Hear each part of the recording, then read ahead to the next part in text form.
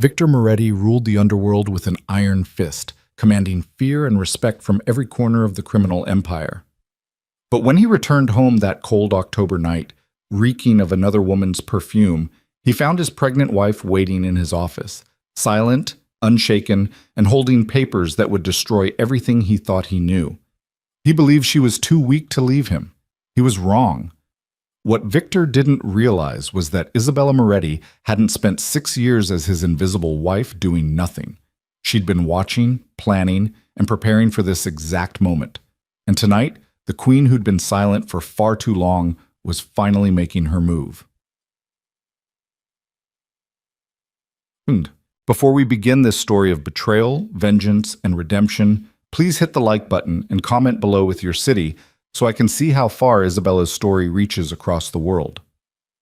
Now, let's dive into the night that changed everything.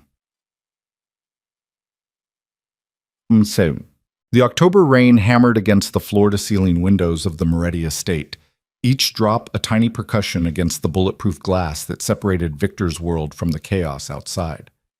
Inside, the silence was heavier than any storm. Isabella Moretti sat in the leather chair behind her husband's mahogany desk, her hands folded delicately over the swell of her 6-month pregnancy. The desk lamp cast shadows across her face, highlighting the elegant bone structure that Victor had once claimed made her look like a Renaissance painting. Tonight, in the dim light, she looked like something else entirely, a judge waiting to deliver a verdict. She didn't move when she heard the front door slam, didn't flinch when Victor's heavy footsteps echoed through the marble hallway, didn't even blink when those footsteps paused outside the office door. The door swung open. Victor Moretti filled the doorway like a force of nature, 6'3" of tailored Italian suits, and barely contained violence. At 42, he carried himself with the assurance of a man who'd built an empire on the bodies of those who'd underestimated him. His dark hair was slightly disheveled, his tie loosened just enough to suggest the evening's extracurricular activities. The scent of Chanel number 5 clung to him like an accusation. It wasn't Isabella's perfume. Their eyes met across the room. Victor's expression shifted from surprise to something that might have been amusement.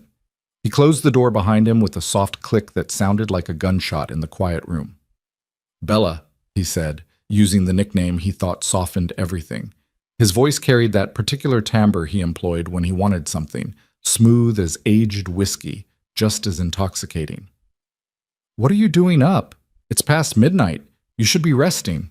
The baby is fine," Isabella interrupted, her voice as level as a frozen lake. "Sit down, Victor." He raised an eyebrow.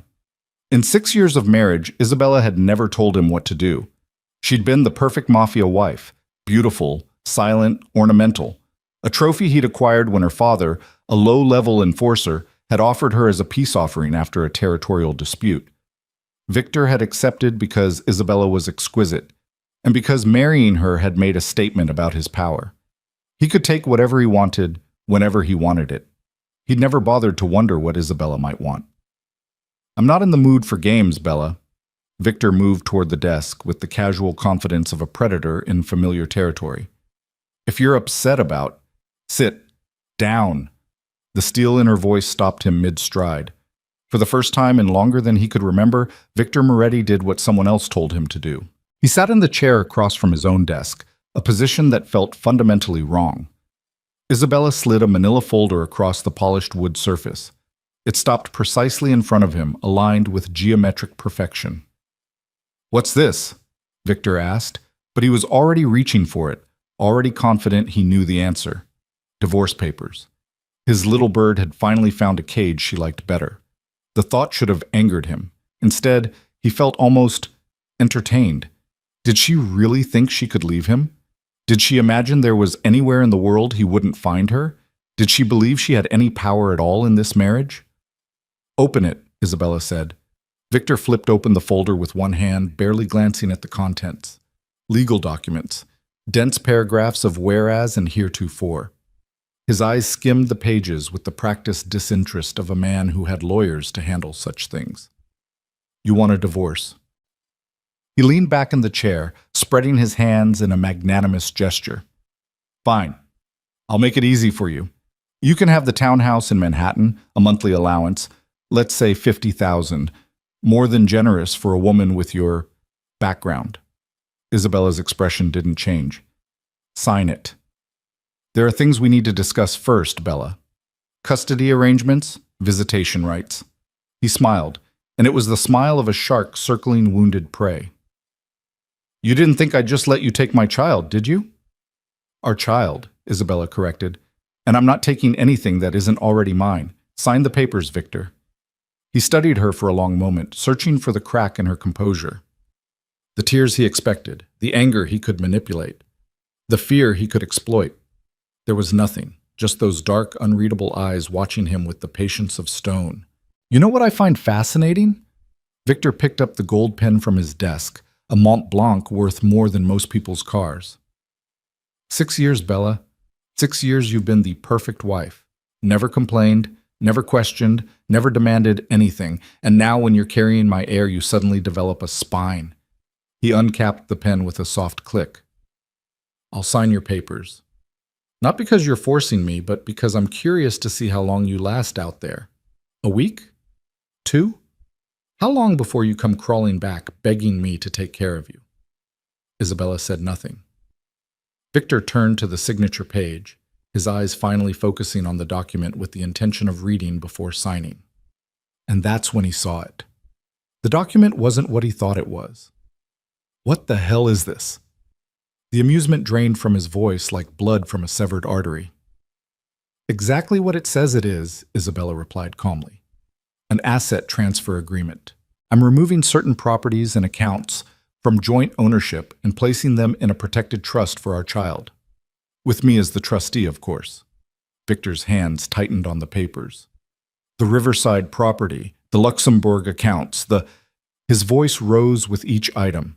These aren't marital assets, Isabella. These are protected holdings. How the hell did you even know about them? I'm your wife, Victor. Did you really think I spent 6 years arranging flowers and attending charity galas without paying attention to anything else? He stood abruptly, the chair scraping against hardwood. You have no right to these assets. These are protected under various shell corporations and trusts that I've been a silent partner in for the past 4 years, Isabella finished. Ever since you needed my signature on those incorporation documents. Remember? You told me they were insurance papers for the baby we were trying to have. Victor's jaw clenched. He did remember. Vaguely. It had been nothing, just a formality his lawyers required. He'd barely explained it to Isabella before she'd signed with her usual quiet compliance. You're telling me you knew what you were signing? I'm telling you that I read everything before I sign it, unlike some people. Isabella gestured to the papers in his hand. I'm also telling you that those assets are now being transferred to a trust for our child, effective upon your signature. It's all completely legal. I had it reviewed by 3 different attorneys, none of whom work for you. The temperature in the room seemed to drop 10 degrees. You're making a mistake, Victor said, and now the velvet glove was off. This was the voice that made hardened criminals weep. A very serious mistake. Sign the papers, Victor. And if I don't? Then they'll be filed with the courts tomorrow anyway, along with documentation of every discrepancy in your tax filings for the past 6 years, every shell company, every offshore account. The FBI has been very interested in finding leverage against you. I wonder what they'd do with that kind of information. Victor stared at his wife as if seeing her for the first time. The woman sitting across from him bore Isabella's face, Isabella's voice, but she was a complete stranger. You're bluffing, he said, but there was uncertainty in his voice now. You wouldn't dare. You know what happens to people who threaten me. I'm not threatening you, Victor. I'm protecting our child. There's a difference. Isabella stood slowly, one hand supporting her pregnant belly. The empire you've built is impressive, but it's also fragile. You have enemies, rivals, the federal government breathing down your neck. If something happens to you, when something happens to you, our child needs to be protected. This trust ensures that. How thoughtful, Victor sneered. And you as trustee ensures that you have access to my money, even if you leave me. Our money, and yes. Isabella met his eyes without flinching. I've been your wife for 6 years. I've earned it. The laugh that burst from Victor was harsh and humorless. Earned it? You've earned it? By doing what exactly?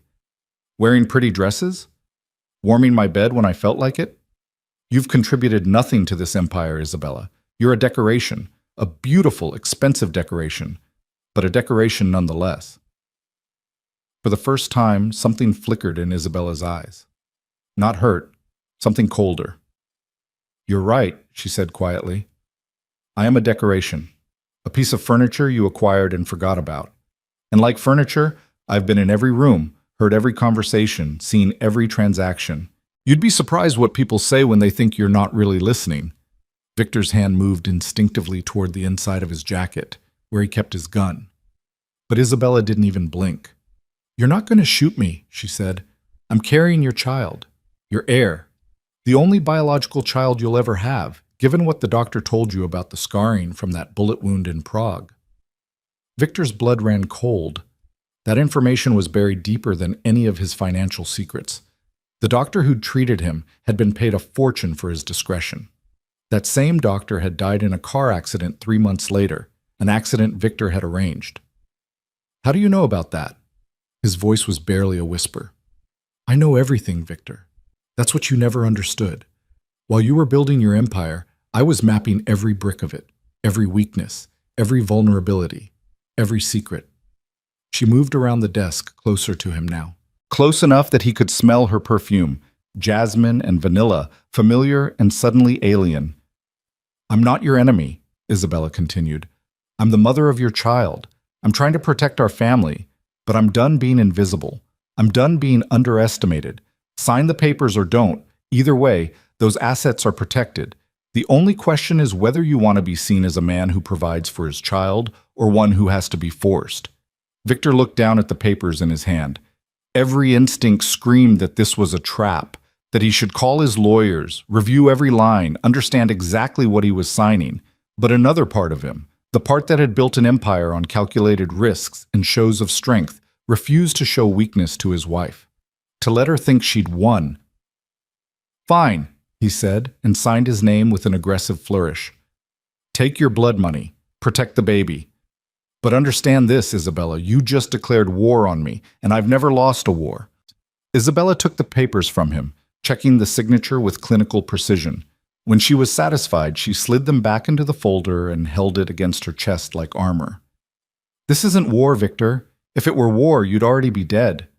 She walked toward the door, her movement slow and careful with the weight of pregnancy. At the threshold, she paused and looked back at him.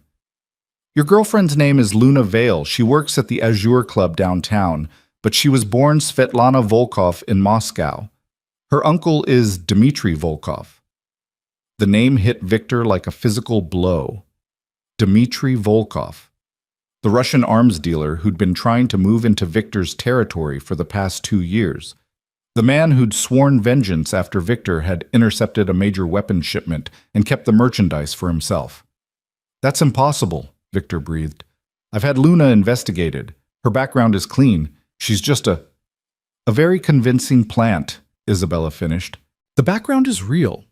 Svetlana Volkov died in a car accident 6 years ago. Your Luna stole her identity.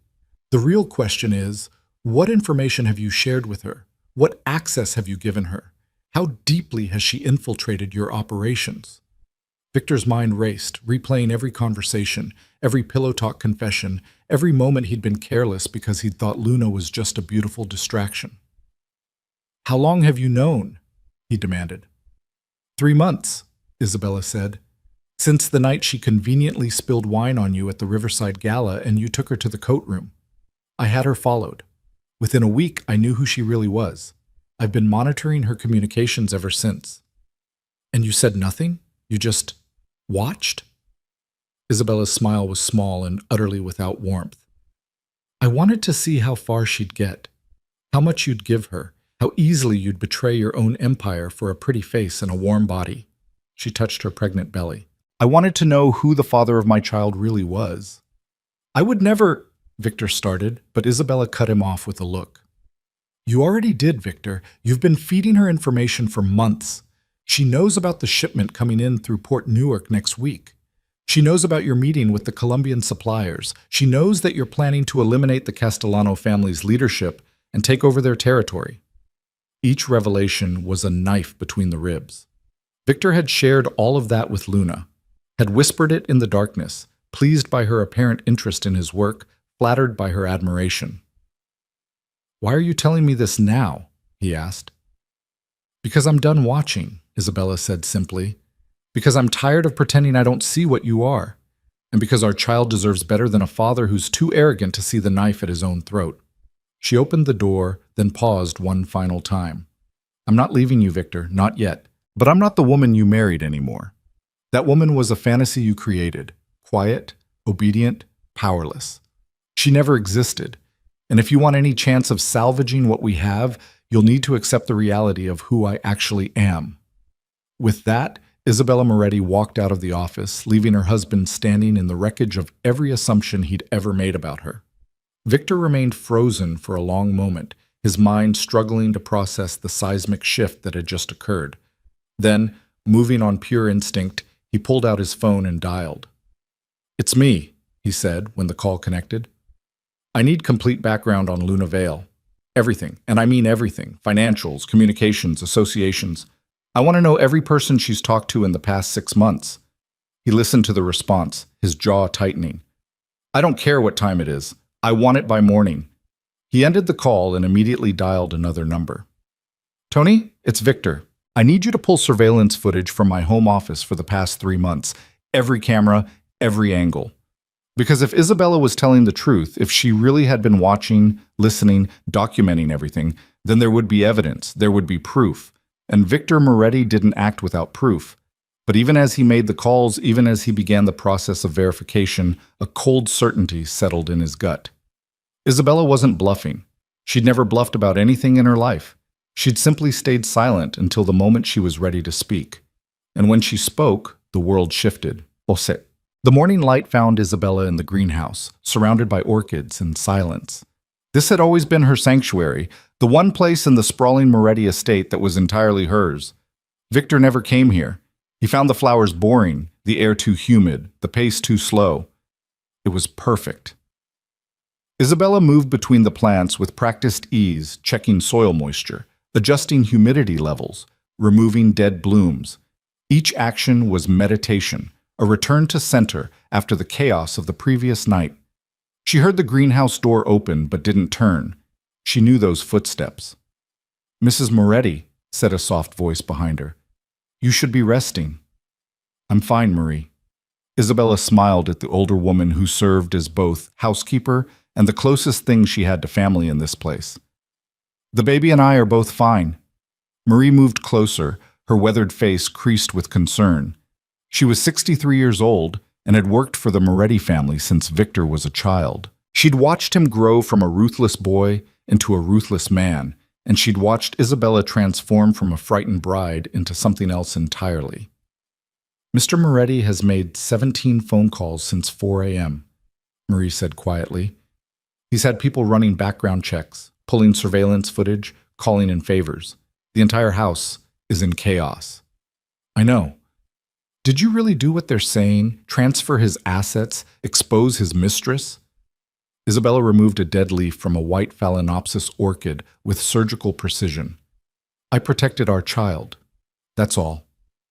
Marie was quiet for a moment, then, "I remember when you first came here. So young, so scared. Mr. Moretti's father had just died and Victor was consolidating power.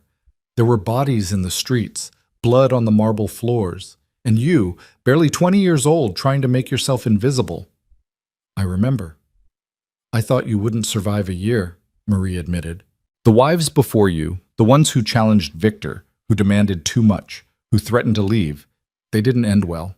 Car accidents, overdoses, sudden disappearances.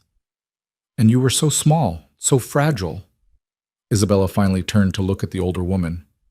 "Did I seem fragile last night?" Marie's laugh was low and knowing. "No, child. Last night you seemed like the most dangerous person in this house. That's what worries me. Don't be worried, Marie. Everything is exactly as it should be." "Is it?" Marie moved closer, lowering her voice even though they were alone. "Victor Moretti doesn't lose, Isabella. He doesn't accept defeats. When people challenge him, He destroys them. You know this. I know you know this. He's not going to destroy the mother of his child. Are you sure about that? The question hung in the humid air between them. Isabella considered it with the same careful attention she gave her orchids, examining every angle, every possibility, every potential outcome. Victor's greatest weakness, Isabella said finally, is his absolute certainty in his own power. He believes he's invincible because he's never been truly challenged, not by anyone who mattered. His enemies attack from the outside. They're predictable. But I've been inside his walls for 6 years. I know every defense, every vulnerability, every pressure point. That's what I'm afraid of, Marie whispered, because he'll realize that eventually. And when he does, it will be too late. Isabella's phone buzzed. She glanced at the screen and smiled. A real smile this time. Not the careful performance she'd perfected over 6 years of marriage. Is that your lawyer? Marie asked. No, it's Luna Vale. Marie's eyes widened. The mistress? Why is she texting you? Because I sent her a message this morning, from an anonymous number, telling her that Victor knows who she really is. Isabella showed Marie the response on her screen. Who is this? What are you talking about? You're warning her? I'm accelerating the timeline, Isabella corrected. Luna's smart. She'll realize her cover is blown. She'll either run or make a desperate move to complete her mission before Victor can act. Either way, she'll expose herself and her handler. And if she runs? She won't. The Volkov family doesn't accept failure. If Luna runs without completing her objective, her uncle will kill her himself. She'll try one last gamble, something big, something that will either destroy Victor or force him to show weakness. Marie shook her head in amazement. You've thought of everything. Not everything, Isabella admitted, but enough. Victor taught me one very important lesson over these 6 years, even if he didn't mean to. In this world, you're either predator or prey. There's no middle ground, no safety and neutrality. I decided I was done being prey. The greenhouse door burst open. Victor stood in the doorway, his suit rumpled, his eyes red-rimmed from lack of sleep. He looked like a man who'd spent the night staring into an abyss and found it staring back. Leave us, he said to Marie. The housekeeper looked to Isabella, who nodded slightly. Marie left, closing the door behind her with a soft click. Husband and wife regarded each other across the greenhouse, surrounded by blooming life and careful cultivation. You were right, Victor said finally. His voice was rough, stripped of its usual polish. About Luna. About everything. My people found the connections to Volkov, found communications, found proof that she's been feeding him information for months. I know. You know? Victor laughed, but there was no humor in it. Of course you know. You've known this entire time, and you just watched, waited. I was gathering evidence, Isabella corrected. There's a difference between knowing and proving. I needed proof before I could act. Act, Victor repeated. Is that what last night was? You acting? Last night was me protecting our child. Today is about protecting something else. What? Your life, Victor. He stared at her, genuinely confused. What are you talking about? Isabella set down her pruning shears and moved toward him, one hand on her belly. Even now, even furious and sleep-deprived, Victor found her beautiful. It had been one of the reasons he'd married her, because beauty was a status symbol, and Isabella was exquisite. But now, looking at her in the morning light, he realized he'd been seeing only surface, a lovely shell with nothing inside. He'd been so wrong. Luna was never just gathering information, Isabella explained. That was phase 1. Phase 2 was supposed to be assassination. The Volkovs want you dead, Victor. Not just defeated. Dead. And they wanted it to look like natural causes or an accident, so there'd be no retaliation, no war. Victor's hand moved instinctively to his chest, as if checking for a bullet hole. How?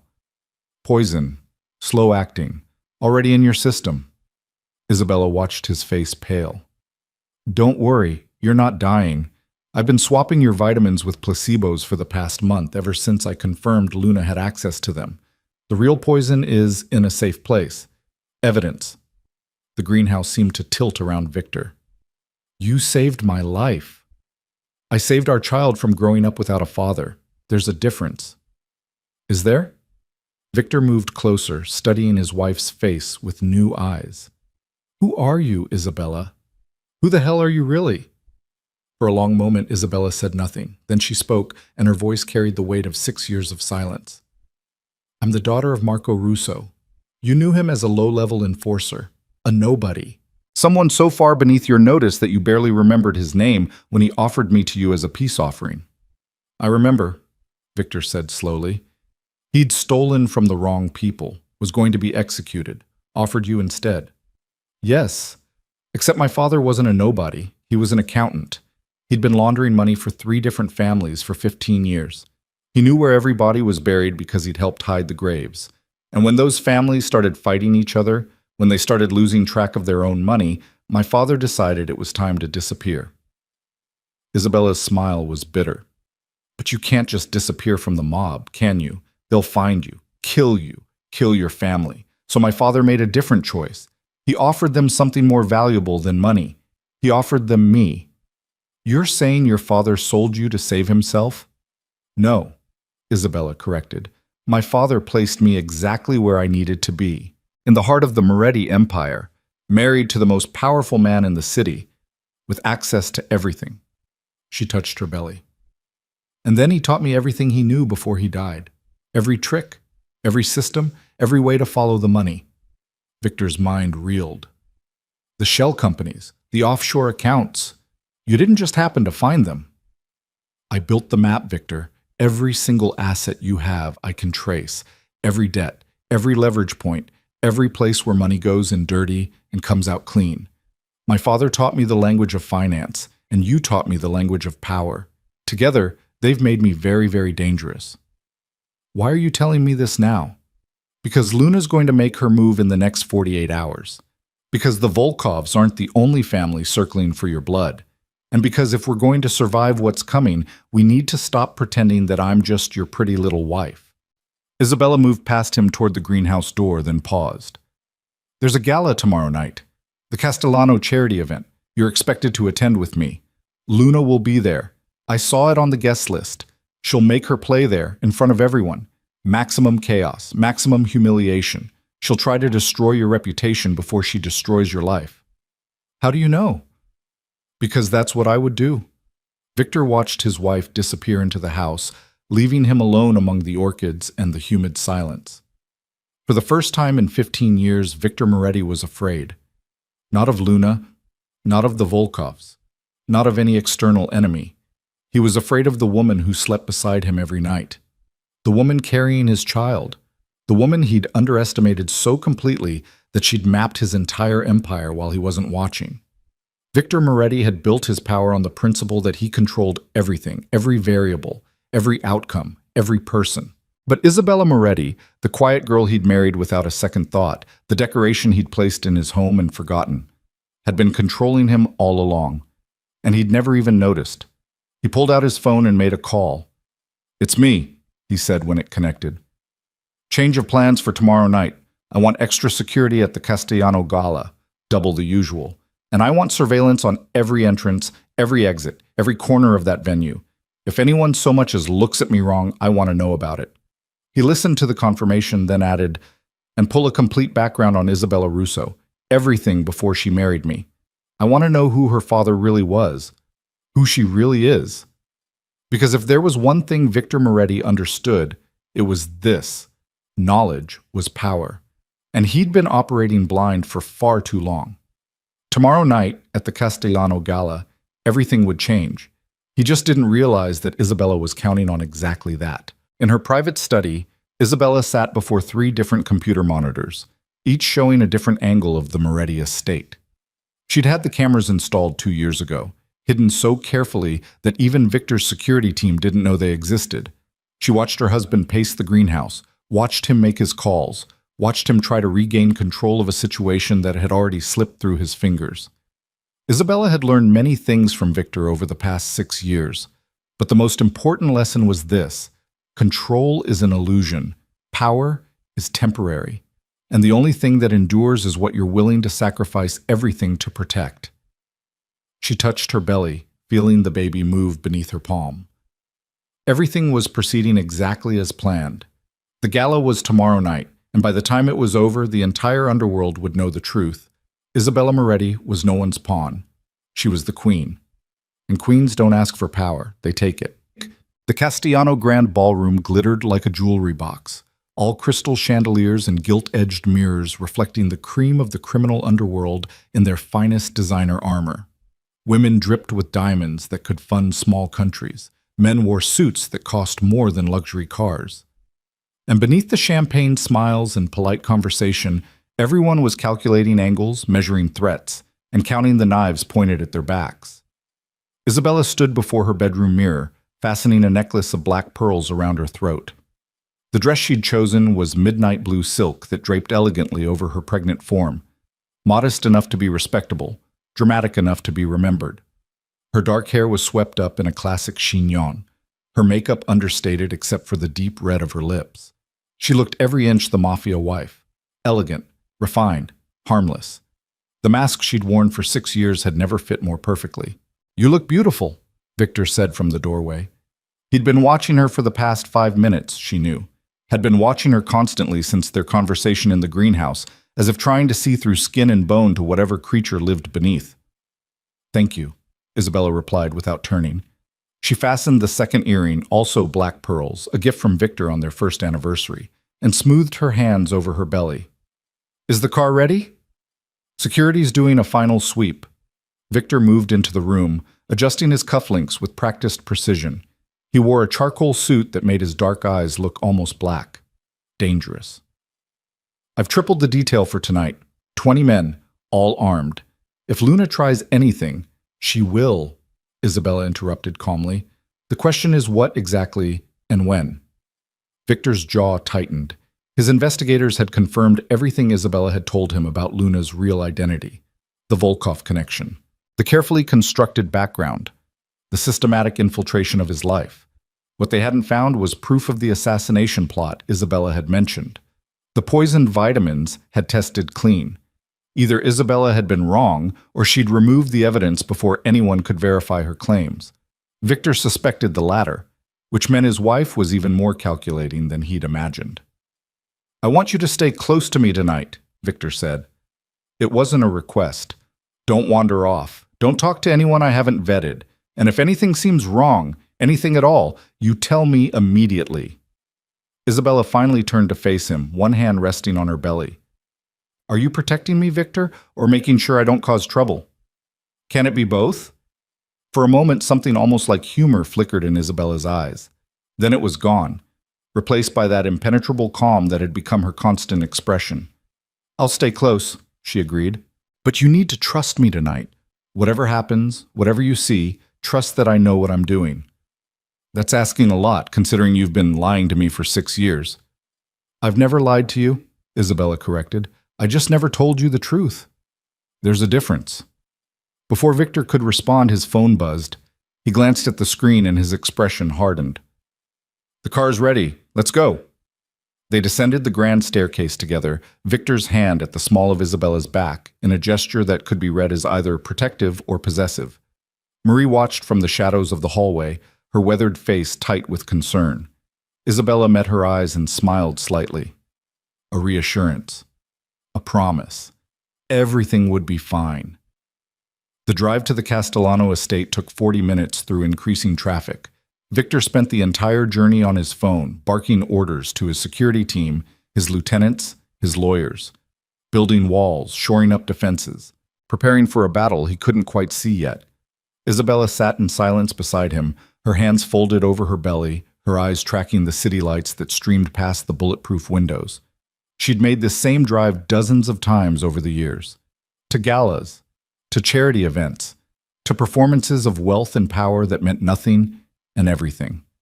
But tonight was different. Tonight, the invisible woman was going to become very, very visible.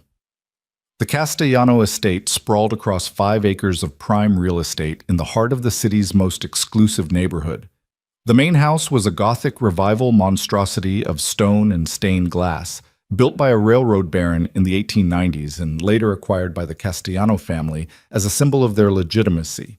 as if throwing parties in a mansion could wash the blood from their hands. Cars lined the circular drive, depositing guests in a steady stream of designer gowns and tailored suits.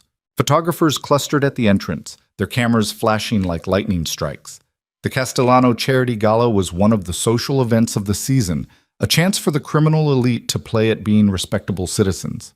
Victor's hand tightened on Isabella's as they stepped from the car. She could feel the tension in his body, the coiled readiness of a predator expecting attack. His security detail formed a loose perimeter around them, 20 men in dark suits scanning the crowd with professional paranoia. "Mr. Moretti," a photographer called out. "Over here, sir. You and Mrs. Moretti both." Victor's public smile was a work of art, warm, confident, utterly false. He pulled Isabella closer, his arm around her waist, his hand splayed possessively over her pregnant belly. The cameras flashed in a frenzy. The perfect couple. The powerful boss and his devoted wife. A family man, a man of respect. Isabella smiled for the cameras with the ease of long practice, but her eyes were scanning the crowd, looking for the one face that mattered. They found her near the entrance, holding a champagne flute and laughing at something an older man had said. Luna Vale wore a dress the color of fresh blood, cut low enough to be provocative, high enough to maintain plausible deniability. Her blonde hair fell in waves over bare shoulders. She was beautiful in that calculated, dangerous way that made men stupid. Victor saw her at the same moment Isabella did. His body went rigid. "Breathe," Isabella murmured.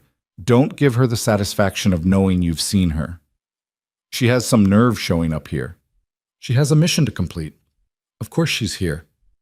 Isabella guided Victor toward the entrance, her movements calm and unhurried despite her pregnancy. "Remember, we want her to make her move. That's the only way to expose her handlers. And if her move involves a bullet in my head, then your 20 security guards will earn their pay." Isabella's smile never wavered, even as they passed within 3 feet of Luna. "Besides, she's not going to shoot you. Too obvious, too traceable. She needs something public but deniable, something that destroys your reputation before it destroys you."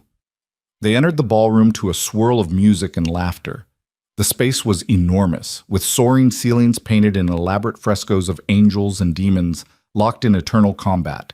Crystal chandeliers the size of automobiles hung from golden chains. A full orchestra played Strauss from a raised platform. Servers in white gloves circulated with champagne and canapes. It was beautiful and grotesque in equal measure, a monument to wealth built on suffering. "Victor!" A booming voice cut through the music. Antonio Castellano approached with arms spread wide, his bulk barely contained by a custom tuxedo. At 65, he was one of the old guard, a dinosaur from an era when the Mafia operated with a code, however twisted. "My boy, you look well." And Isabella, radiant as always. He kissed Isabella's hand with exaggerated gallantry, his eyes dropping to her belly with obvious calculation. An heir changed everything in their world, changed alliances, changed succession plans, changed the future. "Antonio," Victor replied with the careful warmth of political necessity. The Castellanos controlled the ports. Victor needed access to those ports. Therefore, Victor needed Antonio's goodwill. "Thank you for the invitation. Beautiful event, as always." "We do our best." Antonio's smile didn't reach his eyes. He and Victor were allies only because being enemies was too expensive for both of them. "I trust you'll bid generously at the auction. All proceeds go to St. Catherine's Hospital. Very worthy cause." The subtext was clear. Bid high, show your wealth, prove your status. The auction items were meaningless. The bidding was a ritual of dominance. "Of course," Victor said smoothly. "Isabella has her eye on that Chagall. Don't you, darling?" Isabella smiled. There was no Chagall in the auction. Victor was testing her, seeing if she'd contradict him publicly, seeing if the obedient wife was still performing her role. "Actually, I prefer the Modigliani," she said. "The nude study. It reminds me of us. Beautiful on the surface, unsettling when you look closer." Antonio's laugh boomed across the ballroom. "Your wife has sharp eyes, Victor. Be careful." "Oh, I'm learning that," Victor replied, and there was an edge to his voice that made several nearby conversations pause. The night unfolded in the predictable rhythm of such events. Victor worked the room with ruthless efficiency, shaking hands, making promises, identifying threats and opportunities. Isabella stayed at his side, the perfect accessory, speaking when spoken to, smiling at the right moments, playing her role with flawless precision. But her eyes never stopped moving, never stopped tracking. She watched Luna circulate through the crowd, saw her touch arms, lean close, whisper in ears, saw her work her way toward the center of the room where Victor held court with the other family heads, saw the trap being built piece by piece, conversation by conversation. "She's spreading something," Isabella murmured to Victor during a brief moment of privacy. "Look at the pattern. She talks to someone, they react. They look at you differently. She's planting seeds." Victor's expression darkened. "What kind of seeds? Doubt? Rumor? Something designed to make you look weak or unstable." Isabella touched his arm gently. "It's starting. Whatever she's planning, it's happening now." The auction began at 9 o'clock, with Antonio Castellano serving as master of ceremonies. The ballroom's attention focused on the stage where items were displayed one by one: paintings, jewelry, rare wines, a vintage car. The bids came fast and high, each one a declaration of power. Victor bid on several items and won none of them, letting others have their victories. It was a calculated display of restraint, of confidence, a man who didn't need to prove anything to anyone. Isabella watched Luna move toward the stage, watched her whisper something to Antonio's aide, watched the man's expression change from polite interest to shock. It was happening. "The next item," Antonio announced, his voice suddenly uncertain, "is a bit unusual. We've just received it backstage, and I'm told it's a personal donation from an anonymous benefactor." A server appeared carrying a small velvet box. Antonio opened it, and even from across the room, Isabella could see his face pale. "It appears to be a DNA test kit," Antonio said slowly, "with a note that says, 'For the Moretti heir, because blood always tells the truth.'" The ballroom went silent. Every eye turned to Victor and Isabella. Victor's hand found Isabella's wrist, his grip tight enough to bruise. "What the hell is this?" he whispered. Isabella's mind raced, recalculating. She'd expected Luna to attack Victor's business reputation, his credibility with allies. This was something else, something personal and devastatingly effective. "I don't know," she admitted quietly, "but we need to control the narrative. Now." Antonio looked directly at them, his expression a mix of embarrassment and curiosity. "Victor, do you have any idea what this is about?" Before Victor could respond, Luna's voice rang out clear and sharp from somewhere in the crowd. "I do." The servers parted as Luna stepped forward, no longer the demure mistress, but something else entirely. Something harder, more dangerous. Her smile was a blade. "I apologize for the dramatic presentation," Luna said, her Russian accent suddenly more pronounced. "But I thought everyone should know the truth before congratulating Victor on his upcoming fatherhood." Victor's hand moved toward his jacket, toward his gun, but Isabella's fingers closed over his wrist. "Don't," she breathed. "That's exactly what she wants. Don't give her that." "The truth," Luna continued, addressing the entire ballroom now, "is that Victor Moretti has been deceived. The child Isabella carries isn't his. It's the product of an affair she's been conducting for months. I have proof." The gasps that echoed through the ballroom were like music to Luna's ears. She gestured, and another server appeared carrying a manila envelope.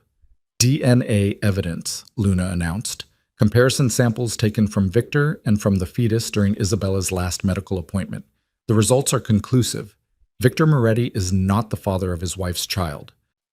Isabella felt the ground shift beneath her feet. Not from shock. She'd expected an attack, but the execution was more sophisticated than she'd anticipated. Luna had somehow accessed her medical records, had fabricated evidence, had created a narrative that would destroy her credibility completely. And the worst part? In their world, there was no defense against an accusation like this. No appeal to reason or evidence. The rumor itself was enough. The doubt was the weapon. Victor's face had gone white with rage. "You lying—" "Let's test it then," Luna interrupted smoothly. "Here, now, in front of everyone. If I'm lying, you have nothing to fear. If I'm telling the truth—" She spread her hands. Well, then everyone deserves to know, don't they? Antonio Castellano looked like a man who'd wandered into a nightmare. Victor, perhaps we should take this somewhere private. No, Victor snarled. If this bitch wants to make accusations in public, we'll settle them in public. Give me the damn test kit. Isabella's hand tightened on his arm. Victor, wait. Think about what you're doing. This is exactly what she wants. Chaos, spectacle, you looking desperate and out of control. But Victor was beyond reason now, beyond strategy. The accusation had hit him in the one place he was truly vulnerable, his pride.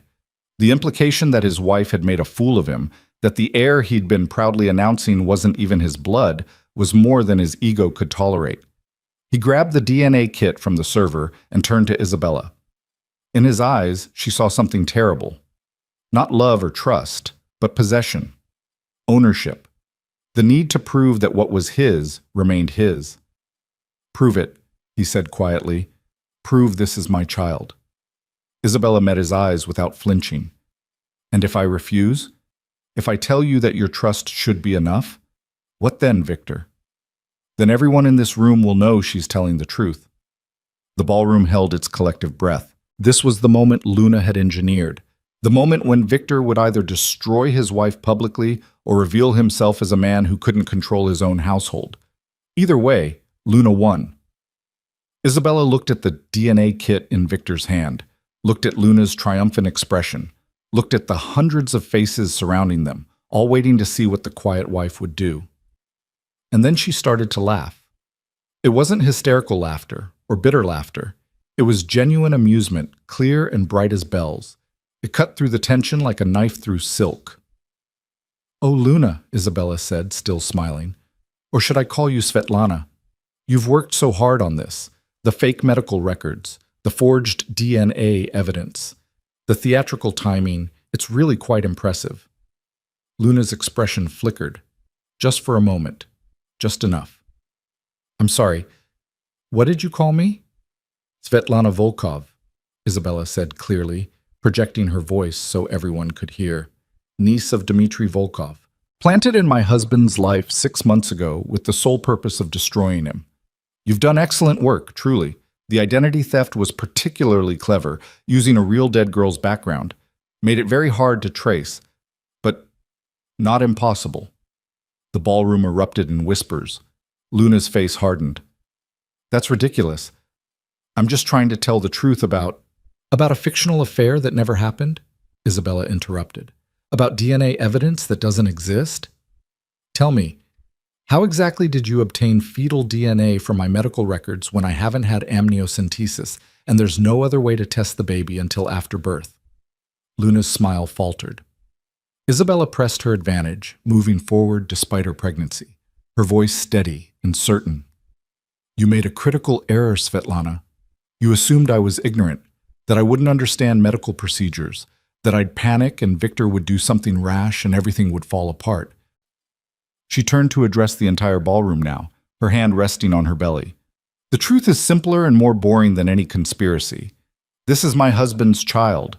I've been faithful to my marriage vows. And the woman making these accusations is a foreign operative trying to destroy one of the most powerful families in this room. Isabella pulled out her phone and held it up. I have documentation, real documentation. Svetlana Volkov's passport under her birth name. Communications between her and her uncle Dmitry discussing her infiltration of Victor's organization. Bank transfers, everything. It was a bluff. A calculated, desperate bluff. Isabella had some of that information, but not all of it. Not enough to prove everything she was claiming. But Luna didn't know that. The Russian woman's face went through several expressions in rapid succession. Shock, calculation, and finally cold fury. You think you're clever, Luna hissed, dropping all pretense now. You think you've won? You have no idea what's coming? Your uncle is dead, Isabella interrupted calmly.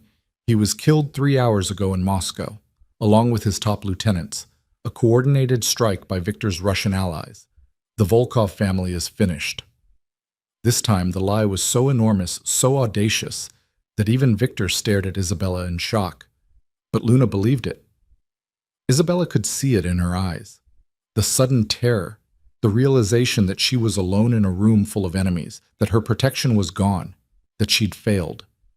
Luna did exactly what Isabella knew she'd do, what any cornered operative would do. She ran. The Russian woman turned and bolted for the nearest exit, shoving through the crowd in a panic. Victor's security detail reacted immediately, moving to intercept. "Take her alive!" Victor shouted. "I want answers!" The ballroom erupted in chaos. Guests scattered. Security converged. And in the middle of it all, Isabella stood perfectly still, her hand on her belly, watching her carefully constructed trap snap shut. Antonio Castellano appeared at her elbow, his expression unreadable. Was that true? About Dmitry Volkov? No, Isabella admitted quietly. But she believed it. That's what matters. You gambled that she'd run instead of calling your bluff. She's a field operative, not a strategist. Operatives are trained to extract when their cover is blown. She reacted exactly as her training dictated. Isabella finally allowed herself to show a hint of exhaustion. But we'll see what she reveals once Victor's people question her. If she talks. Oh, she'll talk. She has to talk if she wants to negotiate any kind of protection. Isabella turned to look at the older man. You're wondering if I'm telling the truth. About the baby. About the affair. Are you? Does it matter? I've created reasonable doubt about Luna's accusations. In our world, doubt is as good as proof. Isabella's smile was sharp. Besides, you know Victor. Do you really think anyone could carry on an affair under his nose without him knowing?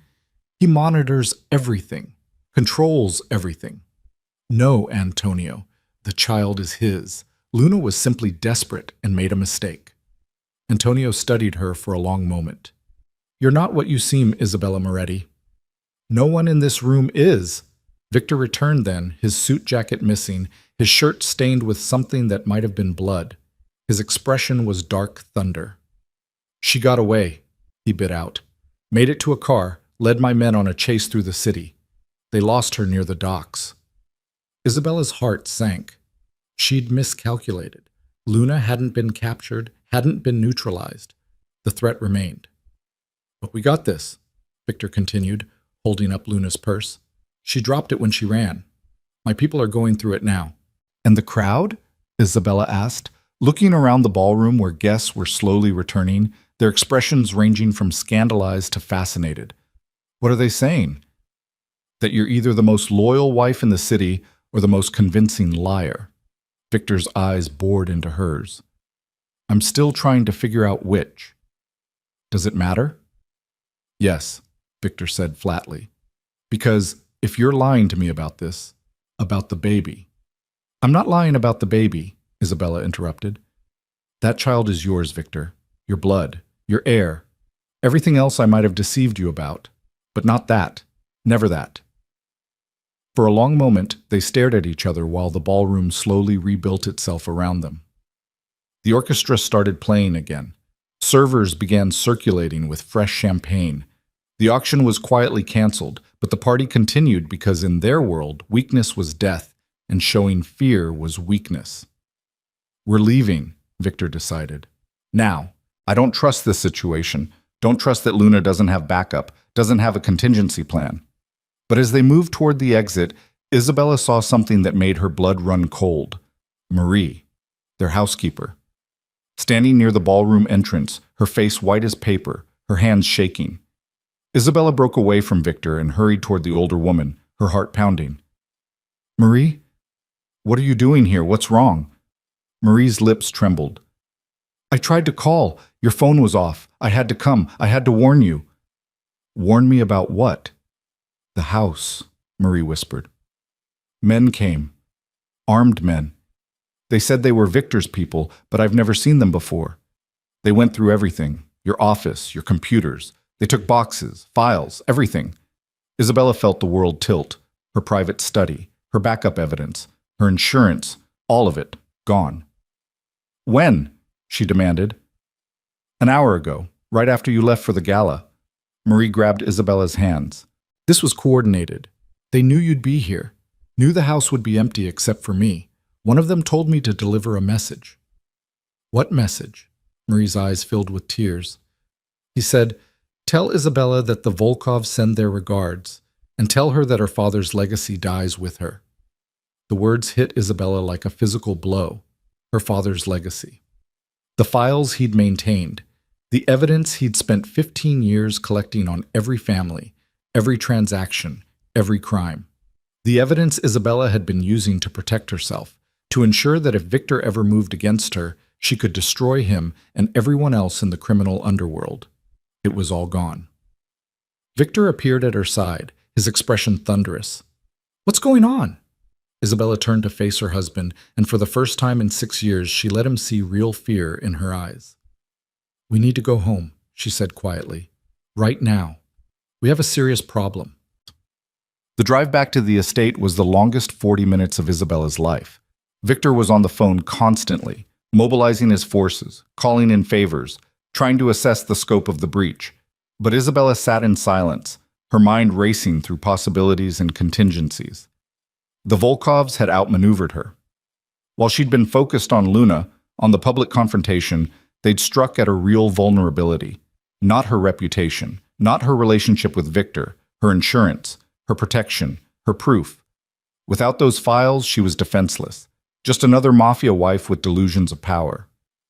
The estate looked normal when they arrived, lights on, security detail in position, no obvious signs of intrusion.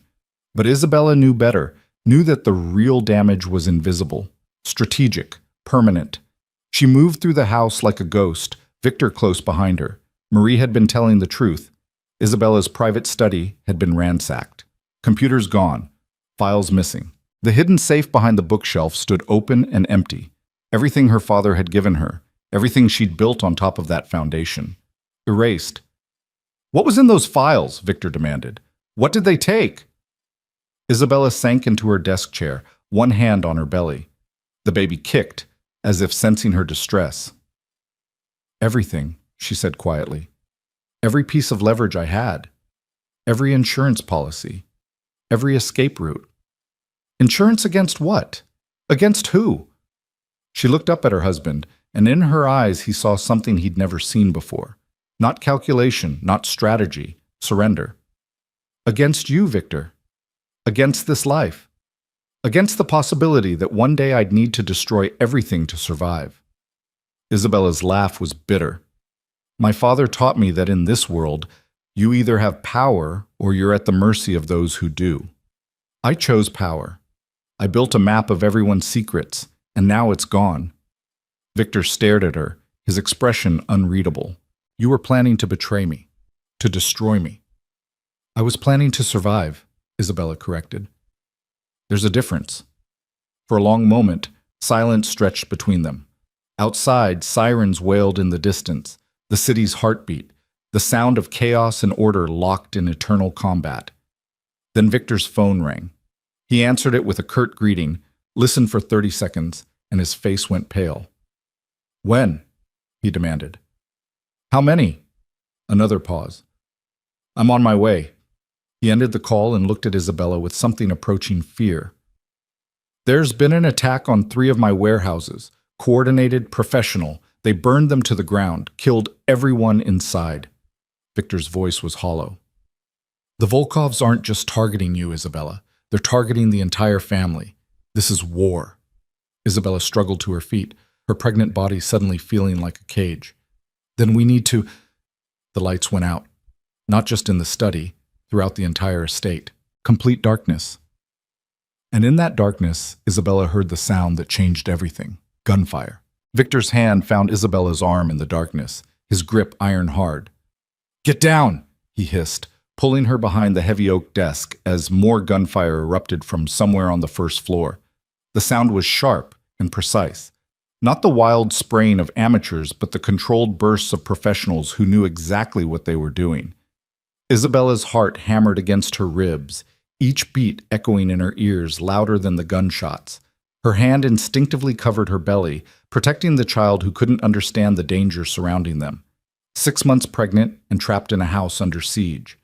This was how people died in their world. Sudden, violent, and without ceremony. "How many?" she whispered. Victor had his phone out. The screen's glow illuminating his face in harsh blue light. He was cycling through security camera feeds, but most showed only static. Cameras are down. They cut the power and took out the surveillance system first.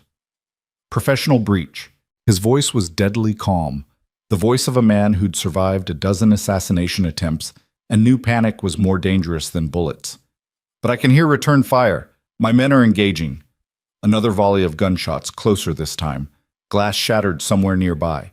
Footsteps thundered through the hallway outside the study. Victor pulled his gun from the shoulder holster beneath his jacket, checking the magazine with practiced efficiency. Stay behind this desk. Don't move unless I tell you to. Understand? Isabella nodded, then realized he couldn't see her in the darkness. Yes. The door to the study exploded inward, wood splintering from the force of a boot. Victor's gun came up instantly, but he didn't fire. The silhouette in the doorway was familiar. Boss, we need to move you now. Tony Marchetti, Victor's head of security, was breathing hard, his suit jacket torn and blood-stained. They breached the east wing, at least 12 hostiles, maybe more. We're outnumbered. How did they get past the perimeter? Victor demanded, already moving toward the door, one hand gripping Isabella's wrist to pull her with him. They had codes, knew exactly where the guards were posted, exactly when the shifts changed. This was an inside job. Tony led them into the hallway, his weapon drawn and sweeping the darkness. We've got a car waiting in the garage. If we move fast, we can... The explosion cut him off. The east wing of the estate erupted in a ball of flame that turned night into day for 3 seconds. The shockwave rattled windows and set off car alarms in the distance. Through the study windows, Isabella could see fire climbing into the sky, hungry and bright. They're burning us out, Victor said flatly. They want us to run, want us exposed. We can't stay here, Tony insisted. The fire will spread, and if they've got the place surrounded, then we're dead either way. Victor's mind was working at combat speed, calculating odds and options. Where's Marie? The staff? We evacuated them through the service entrance 10 minutes ago. Everyone's out except us. Isabella's relief was immediate and overwhelming. Marie was safe. Whatever happened next, at least the innocent woman who'd shown her nothing but kindness would survive. The panic room, Isabella said suddenly. In the wine cellar, my father's design. Both men turned to look at her. Even in the darkness and chaos, she could feel their surprise. What panic room? Victor demanded. I know every inch of this house. There's no... My father built it 20 years ago when he was laundering money for the Castellanos. He didn't trust them not to turn on him, so he created a safe room beneath the wine cellar with its own ventilation, communications equipment, and exit tunnel. Isabella was already moving toward the stairs that led down to the basement. You never knew, because he concealed it before you bought the property. I found the blueprints in his files after he died. Victor grabbed her shoulder, spinning her to face him. And you never told me about this because? Because I needed somewhere you couldn't reach me if things went wrong. Insurance, remember? Isabella pulled free of his grip. But right now, it's the only place in this house they won't expect us to be. We can regroup there, contact your people, figure out who betrayed us. Another explosion, this one in the west wing. The house was being systematically destroyed. They were running out of time. Victor made his decision. Show me. They descended into the basement, the air thick with smoke and the acrid smell of burning wood. The wine cellar was a temperature-controlled room lined with racks of bottles worth hundreds of thousands of dollars. Victor had always been proud of his collection. Now he watched Isabella move past vintage Bordeaux and rare champagne like they were worthless, her hands searching the back wall with practiced familiarity. Here, she said, pressing a specific stone in a specific sequence. A section of the wall swung inward with a soft pneumatic hiss, revealing a steel door behind it. Isabella placed her palm on a biometric scanner that glowed green in the darkness. The door opened. The panic room beyond was compact but well-equipped. Emergency lighting flickered on, revealing communications equipment, a small armory, surveillance monitors, and enough supplies to survive for weeks. It was a fortress within a fortress, built by a man who understood that in their world, paranoia was just good planning. Your father was smarter than I gave him credit for, Victor admitted as Tony sealed the door behind them. The thick steel would withstand anything short of military-grade explosives.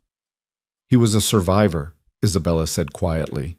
He taught me that the most important skill in this life isn't strength or cunning. It's the ability to think 3 steps ahead of everyone trying to kill you. Tony was already at the communications console, cycling through frequencies. I've got contact with our people outside. They're saying the attack force withdrew after setting the fires. They're gone. Gone? Victor's eyes narrowed. Why would they withdraw? They had us trapped. Isabella felt cold certainty settle in her stomach. Because they weren't trying to kill us. They were sending a message. She moved to the surveillance monitors and began cycling through exterior cameras. The estate was burning, flames consuming 6 years of her life in great billowing clouds of smoke and ash. Fire trucks were arriving, too late to save anything of value. And there, spray-painted across the front gates in letters 10 feet high, was the message the Volkovs wanted the entire underworld to see. Moretti falls tonight. Victor stared at the words. His jaw clenched so tight, Isabella could hear his teeth grinding. They didn't just attack us. They humiliated us, made us look weak in front of everyone. And they're probably broadcasting this to every family in the city, Tony added grimly. By morning, everyone will know the Morettis ran from their own home, that Victor Moretti couldn't protect his own wife. The implications were devastating. In their world, perception was reality. Weakness invited attack. If Victor couldn't defend his own territory, his own home, then every rival would see an opening, every alliance would be questioned, every business arrangement would be renegotiated at gunpoint. The Volkovs weren't just trying to kill Victor. They were trying to destroy his empire by destroying his reputation. Isabella sank into one of the chairs, exhaustion finally catching up with her. Her body ached. The baby was moving constantly now, disturbed by the adrenaline flooding her system. She needed rest, needed safety, needed this nightmare to end. But she knew it was just beginning. We need to strike back, Victor said, pacing the small room like a caged animal. Hit them hard. Show everyone that the Morettis are still a force to be feared. With what resources? Tony challenged. They burned 3 of our warehouses tonight, destroyed the estate. We don't even know how many of our people are dead or compromised. And if they had inside information about our security protocols, then we've got a traitor in the organization. Could be anyone. Then we find the traitor and make an example of them. Victor's voice was cold fury. We find Luna Volkov and make her tell us everything. We find Dmitry Volkov and we end this. Dmitry Volkov is in Moscow, surrounded by his own army, Tony pointed out. We can't touch him there. And Luna could be anywhere by now. We lost her at the docks, remember? Isabella listened to them argue, her mind working through scenarios and possibilities. The Volkovs had played this perfectly. The attack at the gala to damage Victor's reputation, the theft of her insurance files to remove her protection, the assault on the estate to prove the Morettis were vulnerable. And somewhere in all of this, there was a traitor feeding information to the enemy. Someone close to Victor. Someone with access to security protocols, shift schedules, codes. Someone who'd been in position for months, maybe years, waiting for the perfect moment to strike. It's not one traitor, Isabella said suddenly. Both men turned to look at her. It's several. Luna was the infiltrator, yes, but she needed help, inside help. Someone who could get her access to my medical records, someone who could provide security codes, someone who could coordinate the timing of the attacks. Victor's expression darkened. You're saying I've got multiple traitors in my organization. I'm saying the Volkovs have been planning this for a long time. Luna was just the visible piece. There are others still embedded, still feeding them information. Isabella stood slowly, one hand supporting her lower back. We need to think like they do. What's their endgame? It's not just killing you, Victor. If they wanted you dead, you'd be dead already. They want something else. They want the empire, Tony said quietly. The territory. The businesses. They want to destroy Victor's reputation so thoroughly that when they move in to take over, there's no resistance, no loyalty, just fear and opportunism. Isabella nodded. Which means their next move will be against your allies. They'll approach the other families with an offer, join us or go down with the Morettis. They'll make it seem inevitable, make resistance seem futile. Then we get to the families first, Victor decided. We call an emergency meeting of the commission, Get everyone in a room and expose the Volkov's plan before they can fracture our alliances.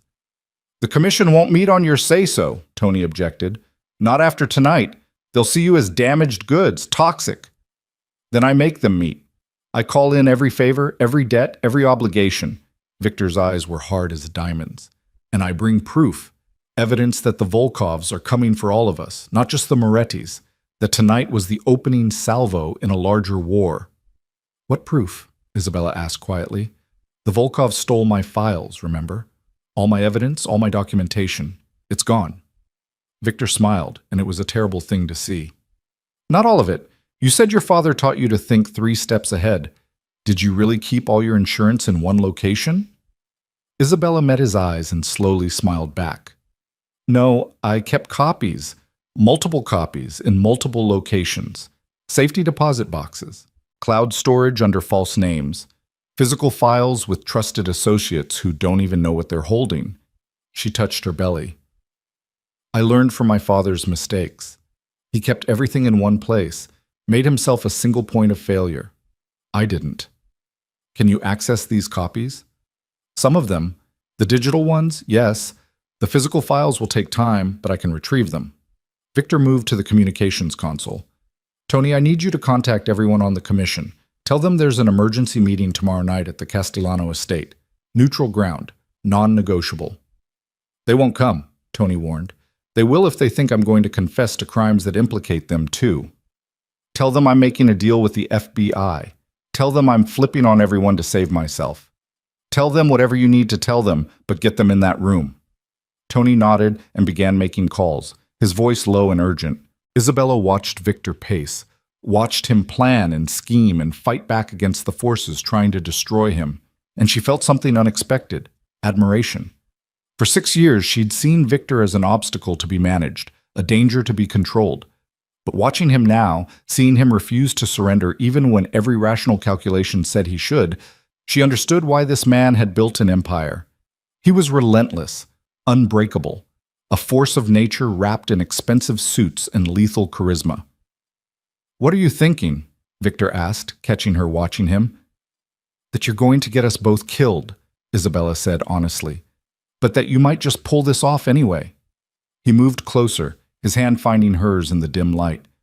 I won't let anything happen to you or the baby. Whatever else I am, whatever mistakes I've made, I protect what's mine. I'm not yours, Isabella said quietly. I never was. That was always the problem, Victor. You treated me like property instead of a partner, like something to be possessed instead of someone to be trusted.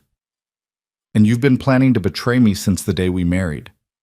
I've been planning to survive since the day we married. There's a difference. They stood there in the aftermath of their burning home, their hands joined, their empire collapsing around them. And for the first time in 6 years, they were truly seeing each other. If we survive this, Victor said slowly, things are going to change between us. I can't have a wife I don't trust, and you can't have a husband you're constantly planning to destroy. What are you suggesting? I'm suggesting we become what you said we should have been all along. Partners. Not master and servant, not owner and possession. Partners who trust each other because we choose to, not because we're trapped together. Isabella studied his face, searching for the lie, the manipulation, the angle. But she saw only exhaustion and a strange kind of honesty born from crisis. And if I can't trust you, she asked, if I can't give you that, then we get through this crisis together, and when it's over, I give you the divorce you wanted. Clean, final. You and the baby taken care of, no strings attached. Victor's thumb traced circles on her palm. But I think you can trust me, Isabella. I think we've both been playing roles for so long that we forgot we could choose to be real with each other. Before Isabella could respond, Tony ended his last call and turned to face them. It's done. The commission meets tomorrow night at 8. Everyone except the Castellanos thinks you're turning state's evidence. Antonio knows the truth, and he's agreed to host because he's terrified the Volkovs will come for him next. Good. Victor released Isabella's hand and moved to the weapons locker. Now we need to survive the next 24 hours. The Volkovs know we escaped the fire. They'll be looking for us. We can't go to any of my properties. They're all compromised. Can't trust hotels or safe houses. We don't know who's been paid off. I have a place, Isabella said. Both men looked at her in surprise. A small apartment in Queens. I bought it 2 years ago under a shell company, paid cash, never visited more than once a month. It's clean, untraceable. We can hide there until the meeting. Victor shook his head in amazement. Is there anything you haven't planned for? I didn't plan for this, Isabella admitted, gesturing to her pregnant belly. This was supposed to happen after I'd secured my position, after I had all the leverage I needed. But the baby came early, and now... She trailed off, one hand on her stomach, as the child kicked again, harder this time. Now I'm vulnerable in ways I never wanted to be. The baby makes you stronger, not weaker, Victor said. It gives you something to fight for beyond yourself, beyond survival. Isabella wanted to argue, to explain that in their world children were liabilities, hostages waiting to happen, vulnerabilities to be exploited. But the conviction in Victor's voice stopped her. Maybe he was right. Maybe the baby wasn't a weakness. Maybe it was the thing that would force both of them to be better than they'd been, to build something worth protecting instead of just defending territory. They left the panic room through the escape tunnel Isabella's father had built, emerging 3 blocks away in the basement of an abandoned warehouse. The night air was thick with smoke and ash, the distant sound of sirens creating an eerie soundtrack to their escape. Tony had a car waiting, an anonymous sedan that wouldn't attract attention. The drive to Queens took an hour through late-night traffic. Isabella directed them to a neighborhood of modest apartment buildings and corner markets, nowhere a powerful mafia boss would ever think to look. The apartment itself was on the 3rd floor of a 5-story walk-up, furnished with cheap but functional furniture from discount stores. "Home sweet home," Isabella said dryly as they entered. "It's not the estate, but it has the advantage of not being on fire." Victor moved through the space, checking windows, examining sight lines, his tactical mind never resting. Tony took up position by the door, his weapon ready, and Isabella sank onto the worn couch with a sigh of relief, finally allowing herself to acknowledge the exhaustion dragging at her bones. "You should rest," Victor said. "Tomorrow's going to be difficult." "Tomorrow's going to be impossible," Isabella corrected. "We're going to walk into a room full of people who want us dead and try to convince them to help us. The Volkovs have spent months building their position. We have hours." "Then we'd better make them count." Victor sat beside her on the couch, close enough that their shoulders touched. "Tell me about the evidence you have. What can we prove?" Isabella's mind shifted into tactical mode, cataloging assets and possibilities. "I have financial records showing the Volkovs have been buying influence with smaller families for the past year. Payments to low-level soldiers, bribes to politicians and cops. I have communications between Luna and her uncle discussing the infiltration plan. And I have something else." "What?" "Proof that the Volkovs were behind the murder of Carlo Benedetti last year." Victor went very still. Carlo Benedetti had been the head of one of the Commission's most powerful families. His death in a car accident had been investigated thoroughly and ruled accidental. But there had always been whispers, suspicions.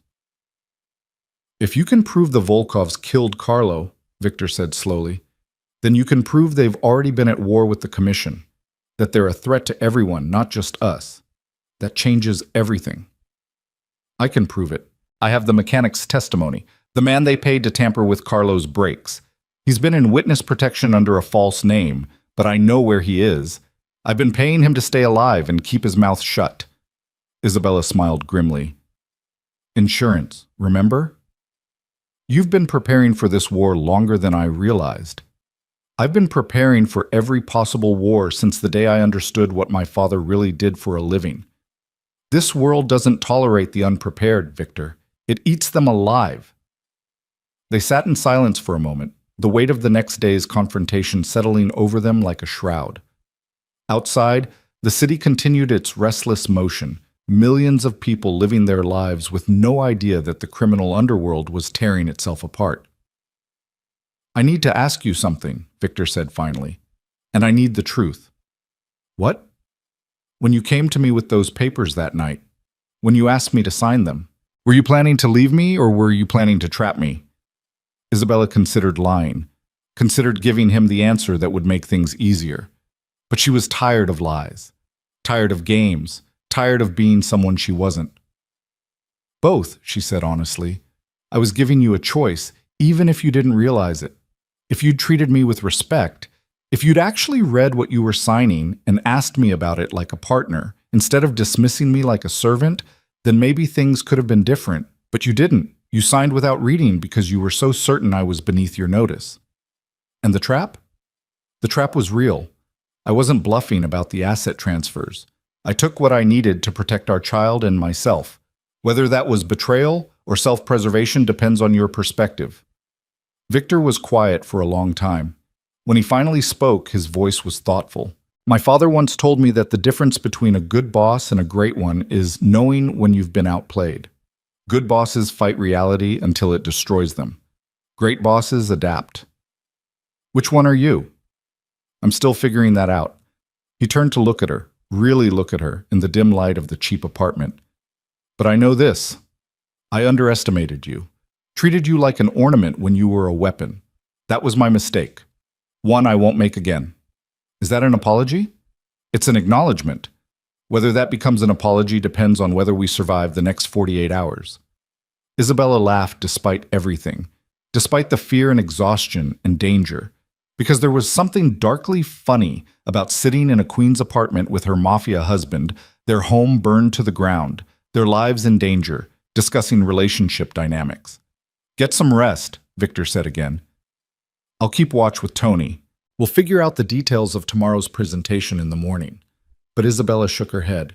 No, we figure it out now, because the Volkovs won't be resting. They'll be preparing their own presentation, their own narrative, and whoever tells the better story tomorrow night wins. It's that simple. So they worked through the night, two people who'd spent 6 years as strangers finally learning to speak the same language. Isabella outlined the evidence she had access to, the witnesses she could produce, the financial trails she could expose. Victor contributed his own knowledge of commission politics, of who could be swayed and who was already lost, of what arguments would resonate and what would fall flat. By the time dawn light filtered through the cheap blinds, they had a strategy, risky, audacious, dependent on a dozen factors going exactly right. But it was something, and in their world, something was better than nothing. You should eat, Victor said as the morning sun climbed higher. You haven't had anything since before the gala. Isabella realized he was right. Her stomach was hollow, and the baby was making its displeasure known with sharp kicks. There's not much here. Some crackers. Canned soup. I'll send Tony out for food. Something substantial. You need your strength. The concern in his voice was unfamiliar. Strange. Victor had provided for her materially throughout their marriage. Designer clothes, expensive jewelry, a luxurious home, but he'd never before concerned himself with whether she'd eaten or rested. Those were details beneath his notice. Things were changing between them. The crisis was burning away pretense, leaving only what was real. Tony returned an hour later with breakfast sandwiches and coffee. They ate in silence, each lost in their own thoughts. Isabella found herself studying the two men who would stand beside her when she faced the commission. Tony, loyal to Victor for 15 years, who'd taken a bullet for him in Detroit and never asked for anything in return, and Victor himself, complex and dangerous and finally seeing her as something more than decoration. It's almost time, Tony said, checking his watch. If we're going to get your witness from protection, we need to move soon. The meeting's at 8. That gives us 12 hours to gather everything and get to the Castellano estate. Isabella nodded and stood, her body protesting the movement. 6 months pregnant and running on no sleep after the most harrowing night of her life. She should be terrified, should be broken. Instead, she felt focused, clear, ready, because tonight the invisible wife was going to become very visible indeed, and the underworld was going to learn that Isabella Moretti was no one's victim. She was the queen who'd been playing a long game, and the endgame was about to begin.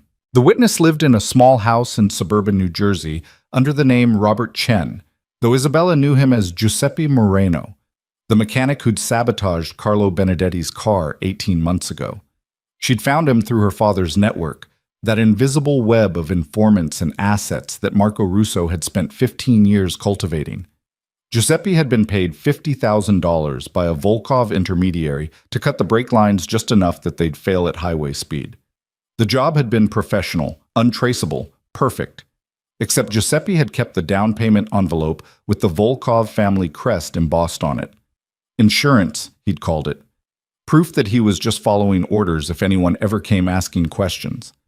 Isabella had been asking questions for over a year. She'd tracked Giuseppe through 3 name changes and 2 states before finding him working at a tire shop in Newark. She'd paid him $10,000 for his silence and his testimony when the time came. That time was now. Tony drove while Victor sat in the back seat with Isabella, his phone pressed to his ear as he made call after call to his remaining loyal soldiers. The organization was fracturing. Some men weren't answering. Others were hedging, asking careful questions about who was winning before they committed to either side. A few had already defected to the Volkovs, their betrayal confirmed by intelligence Tony's contacts had gathered overnight. "We're losing people by the hour," Victor said grimly after ending another call. "The Volkovs are offering better terms, protection, territory. They're painting me as a sinking ship and themselves as the future." "Then we change the narrative tonight," Isabella said. She was exhausted, her body aching from too much stress and too little rest, but her mind was sharp, focused. "We make them understand that the Volkovs aren't offering partnership, they're offering subjugation, and we have proof." The tire shop was a squat cinder block building wedged between a bodega and a laundromat. Tony parked across the street, his eyes scanning for threats, for surveillance, for any indication that the Volkovs had anticipated this move. But the street was quiet, just another working-class neighborhood where people minded their business and didn't ask questions. "Stay in the car," Victor told Isabella. "Tony and I will get him." "No." Isabella was already opening her door. "Giuseppe knows me, trusts me. If you two walk in there looking like you do, he'll run. Let me talk to him first." Victor's jaw tightened, but he nodded. 5 minutes. Then we come in regardless." Isabella crossed the street slowly, one hand supporting her lower back, the other resting on her belly. The baby was quieter now, conserving energy perhaps, or simply responding to her mother's forced calm. Through the tire shop's grimy windows, she could see Giuseppe bent over an engine, his hands black with grease, his face lined with the kind of exhaustion that came from running and never feeling safe. A bell chimed when she pushed open the door. Giuseppe looked up, and his face went white as paper. "Mrs. Moretti," he breathed, straightening. His hands fumbled for a rag, wiping uselessly at the grease. "You shouldn't be here. If anyone sees—" "We need to talk, Giuseppe. Somewhere private." Isabella glanced toward the small office at the back of the shop. "Now." He hesitated, his eyes darting to the street outside, clearly calculating his chances of running. But Isabella had chosen him for a reason. Giuseppe Moreno was many things: a killer, a traitor to his former employers, a man living on borrowed time. But he wasn't stupid. He knew that if Isabella Moretti had found him, running was pointless.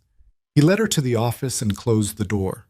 The space was cramped and cluttered with paperwork, the air thick with the smell of motor oil and fear. "I kept my mouth shut like you paid me to," Giuseppe said quickly. "Haven't talked to anyone. Haven't—" "I know, and I'm grateful." Isabella lowered herself carefully into the room's only chair. "But the situation has changed. The Volkovs have moved against my husband openly. There's going to be a reckoning tonight, and I need you there to testify about what they paid you to do to Carlo Benedetti." Giuseppe's face crumpled. "No, no way. You said I'd never have to go public. You said the information was just insurance." "It was, but now I need to cash in that insurance. The Volkovs are trying to take over the commission. If they succeed, do you think they'll let you live? You're a loose end, Giuseppe, a witness who can tie them to murder. They'll eliminate you the moment they have the power to do it safely. And if I testify against them, they'll kill me anyway. Faster, probably. More painfully." Isabella leaned forward, her voice dropping to the low, intense tone she'd learned from watching Victor negotiate. "If you testify, you'll have the protection of every family on the commission. You'll have witness protection from the federal government if you want it. You'll have a future instead of just borrowed time." She paused, letting that sink in. "And I'll pay you another $100,000. Cash. Untraceable. Giuseppe's eyes widened. You're serious? Completely. But I need your answer now. My husband is across the street with armed men. I can either walk out of here with you as a cooperative witness, or you can refuse and take your chances with the Volkovs finding you on their own. Isabella's smile was cold. And they will find you, Giuseppe. They're very thorough about eliminating loose ends. The mechanic slumped against the desk, defeat written across his features. He was trapped, and he knew it. Trapped by his own greed 18 months ago when he'd accepted blood money. Trapped now by the consequences of that choice.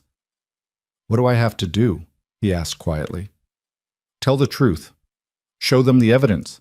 Convince them that the Volkovs are a threat to everyone, not just the Morettis. Isabella stood slowly.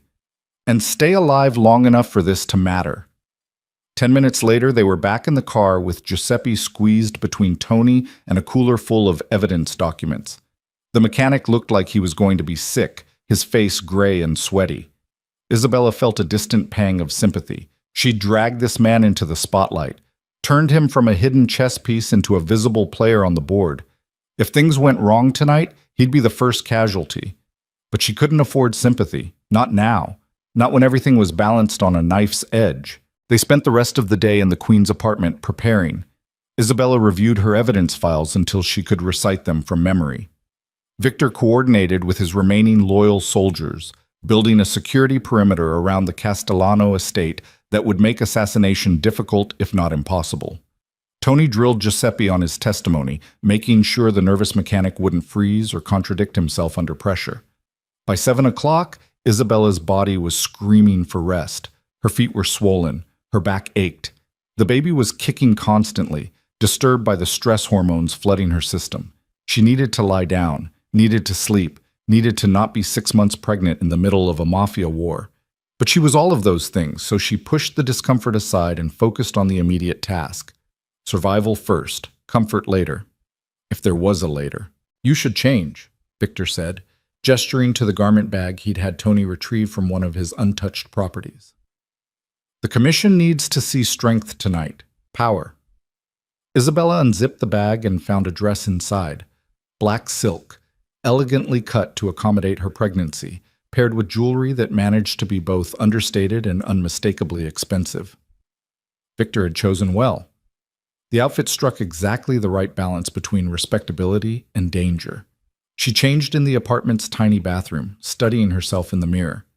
6 years ago, she'd been a frightened girl playing dress-up in a world that would destroy her if she showed weakness. Now she was something else. Someone else. A woman who'd mapped an empire, survived assassination attempts, and was about to walk into a room full of killers to save her family. The transformation was complete. Isabella Russo had become Isabella Moretti, and Isabella Moretti was no one's victim. When she emerged, Victor was waiting in a fresh suit, looking every inch the powerful crime boss, despite the fact that his empire was crumbling around him. He studied her for a long moment, then nodded approval. "You look like a queen," he said. "I feel like someone about to be executed." "Same thing in our world." Victor offered his arm. "Shall we?" The drive to the Castellano estate was tense and silent. Giuseppe sat in the back, clutching his envelope of evidence like a talisman. Tony drove with the focused intensity of a man expecting ambush at any moment. And Isabella breathed through the contractions that had started an hour ago. Not real labor, just Braxton Hicks, her body's way of preparing for the eventual birth. But they were uncomfortable and distracting, each one a reminder that she was vulnerable in ways that could be exploited. "Are you all right?" Victor asked quietly, noticing her wince. "Fine. Just practice contractions. Normal for this stage." "Isabella, if you need to go to a hospital, I need to finish this." She cut him off firmly. "The baby's not coming tonight. We have time." They arrived at the Castellano estate at 7:45, 15 minutes before the meeting was scheduled to begin. The circular drive was already crowded with luxury cars, Mercedes, Bentleys, Maseratis, each one representing a family, a power base, a potential ally or enemy. Victor's security team had established checkpoints at every entrance, searching everyone who entered for weapons, for wires, for any threat. Antonio Castellano himself met them at the door, his expression grave. "Victor, Isabella, I'm glad you made it safely." "Are they all here?" Victor asked without preamble. "Everyone except the Russos and the DeLucas. They sent word that they're standing with the Volkovs openly now." Antonio's voice dropped. "And I should tell you, the Volkovs have sent a representative, Luna. She's claiming diplomatic immunity, saying she's just here to present their side of things." Victor's face darkened. "You let that woman into your house after what she tried to do?" "I let her in because refusing would have made me look like I'm choosing sides before hearing the evidence. This is supposed to be a neutral forum, Victor. I can't bar people without cause." Antonio gestured toward the library. "But I've had her searched thoroughly. She's unarmed, and my men are watching her every second." Isabella felt cold certainty settle in her chest. Luna being here was a complication. The Russian woman was smart, charismatic, and had spent months building relationships with various family members. She'd be a formidable opponent in any argument. "Let's get this over with," Victor said grimly. The library was a cavernous room lined with leather-bound books that no one had read in decades. A massive oak table dominated the center, and around it sat the heads of the 9 families that made up the commission. Isabella recognized them all. Men she'd served drinks to at parties, smiled at during charity events, treated like her betters while mapping their weaknesses. Now she was going to stand before them as an equal, as someone with power. The conversations died as Victor entered. Every eye turned to assess, to judge, to calculate. Isabella could feel their gazes sliding over her, dismissing her as they always had, focusing on Victor as the only person who mattered. That was going to change very soon.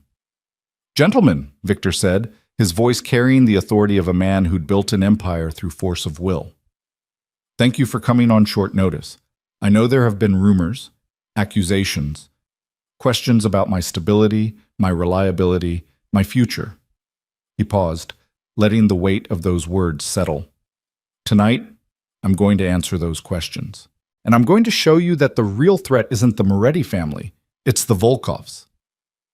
"Bold words from a man whose house burned down last night," said Michael Caruso, head of the Caruso family and Victor's oldest rival, "whose warehouses were destroyed, whose organization is hemorrhaging soldiers by the hour. Attacks that were orchestrated by the Volkovs as part of a systematic campaign to destabilize my family and take my territory," Victor shot back. "But I have proof. Evidence that shows the Volkovs have been at war with all of us for over a year, that they murdered one of our own and made it look like an accident." That got their attention. Conversations erupted around the table. Antonio called for order, banging a gavel that seemed absurd in its formality, given the context. "Those are serious accusations," Antonio said when the room quieted. "Do you have proof to back them up?" "I do." Victor gestured to Isabella. "My wife has been investigating the Volkovs for months. She has financial records, communication intercepts, witness testimony. Everything you need to understand the scope of their operation." Isabella stepped forward, acutely aware of every eye on her now, not dismissive anymore. Curious, skeptical, waiting to see if the quiet wife had anything of substance to say. She opened her folder and pulled out the first document. 18 months ago, Carlo Benedetti died in what was ruled a mechanical failure. His car's brakes failed at highway speed. Investigation found nothing suspicious. She slid the document across the table. "This is a payment record showing $50,000 transferred from a Volkov shell company to a mechanic named Giuseppe Moreno 2 days before Carlo's death." The men passed the document around, studying it carefully. "Could be coincidence," Michael said. "Could be for legitimate work." "It could be," Isabella agreed.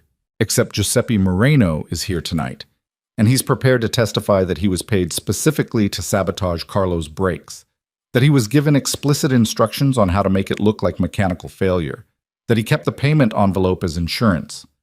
Tony brought Giuseppe forward. The mechanic looked terrified, his hands shaking as he clutched his envelope.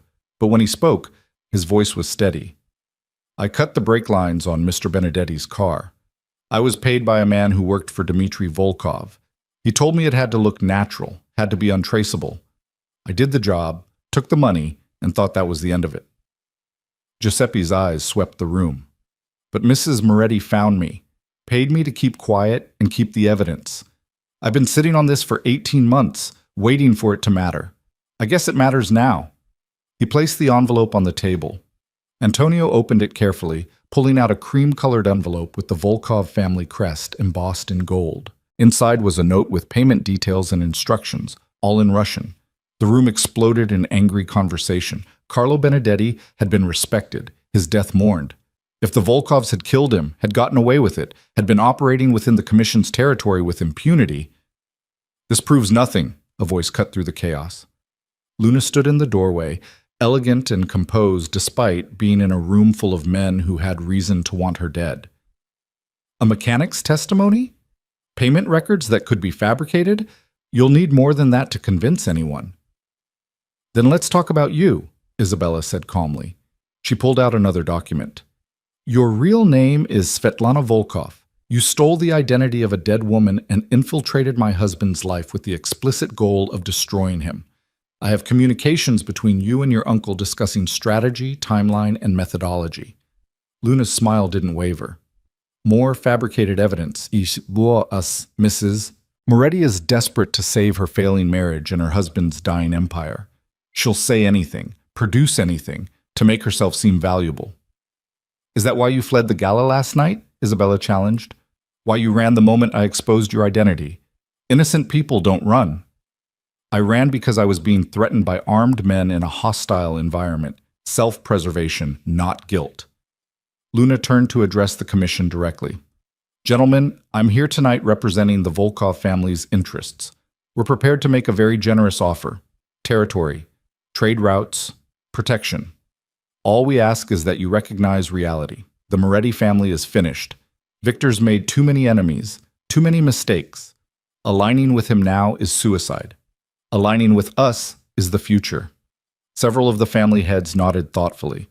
Isabella felt the room slipping away, felt Luna's charisma and confidence winning hearts and minds despite the evidence. She needed something bigger, something undeniable.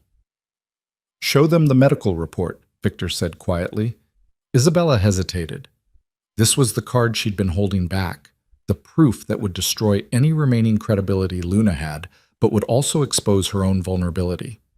Once the commission knew about the poisoning attempt, they'd know she'd been targeted, been considered weak enough to attack. But there was no choice. Not anymore. She pulled out the toxicology report from the private lab she'd used to test Victor's vitamins, the ones Luna had been slowly lacing with poison. The document showed lethal levels of arsenic in the pills, enough to kill within weeks if administered consistently. "Luna had access to my husband's private bathroom," Isabella explained, sliding the report across the table. "She was slowly poisoning him, making him sick enough to seem weak, unstable, prone to mistakes. The plan was for him to die of apparent natural causes: stress, overwork, perhaps a heart attack. No investigation, no questions, just convenient timing for the Volkovs to step into the power vacuum. The family heads studied the report with new intensity. This was different from financial records or testimony. This was attempted murder of one of their own, an attack on the commission itself. Luna's composure finally cracked. "That's a lie. I never had access to—" "You had access to everything," Victor interrupted, his voice cold fury. "I gave you keys, codes, trusted you because I was too arrogant to see what was right in front of me. But my wife saw. She's been watching you for months, documenting everything. And she saved my life by swapping the poisoned vitamins for placebos before they could kill me." He turned to the commission. "The Volkovs aren't offering partnership. They're offering subjugation. They kill those who won't bend. They infiltrate. They poison. They lie. And if you accept their terms tonight, you'll be next. Maybe not tomorrow, maybe not next year.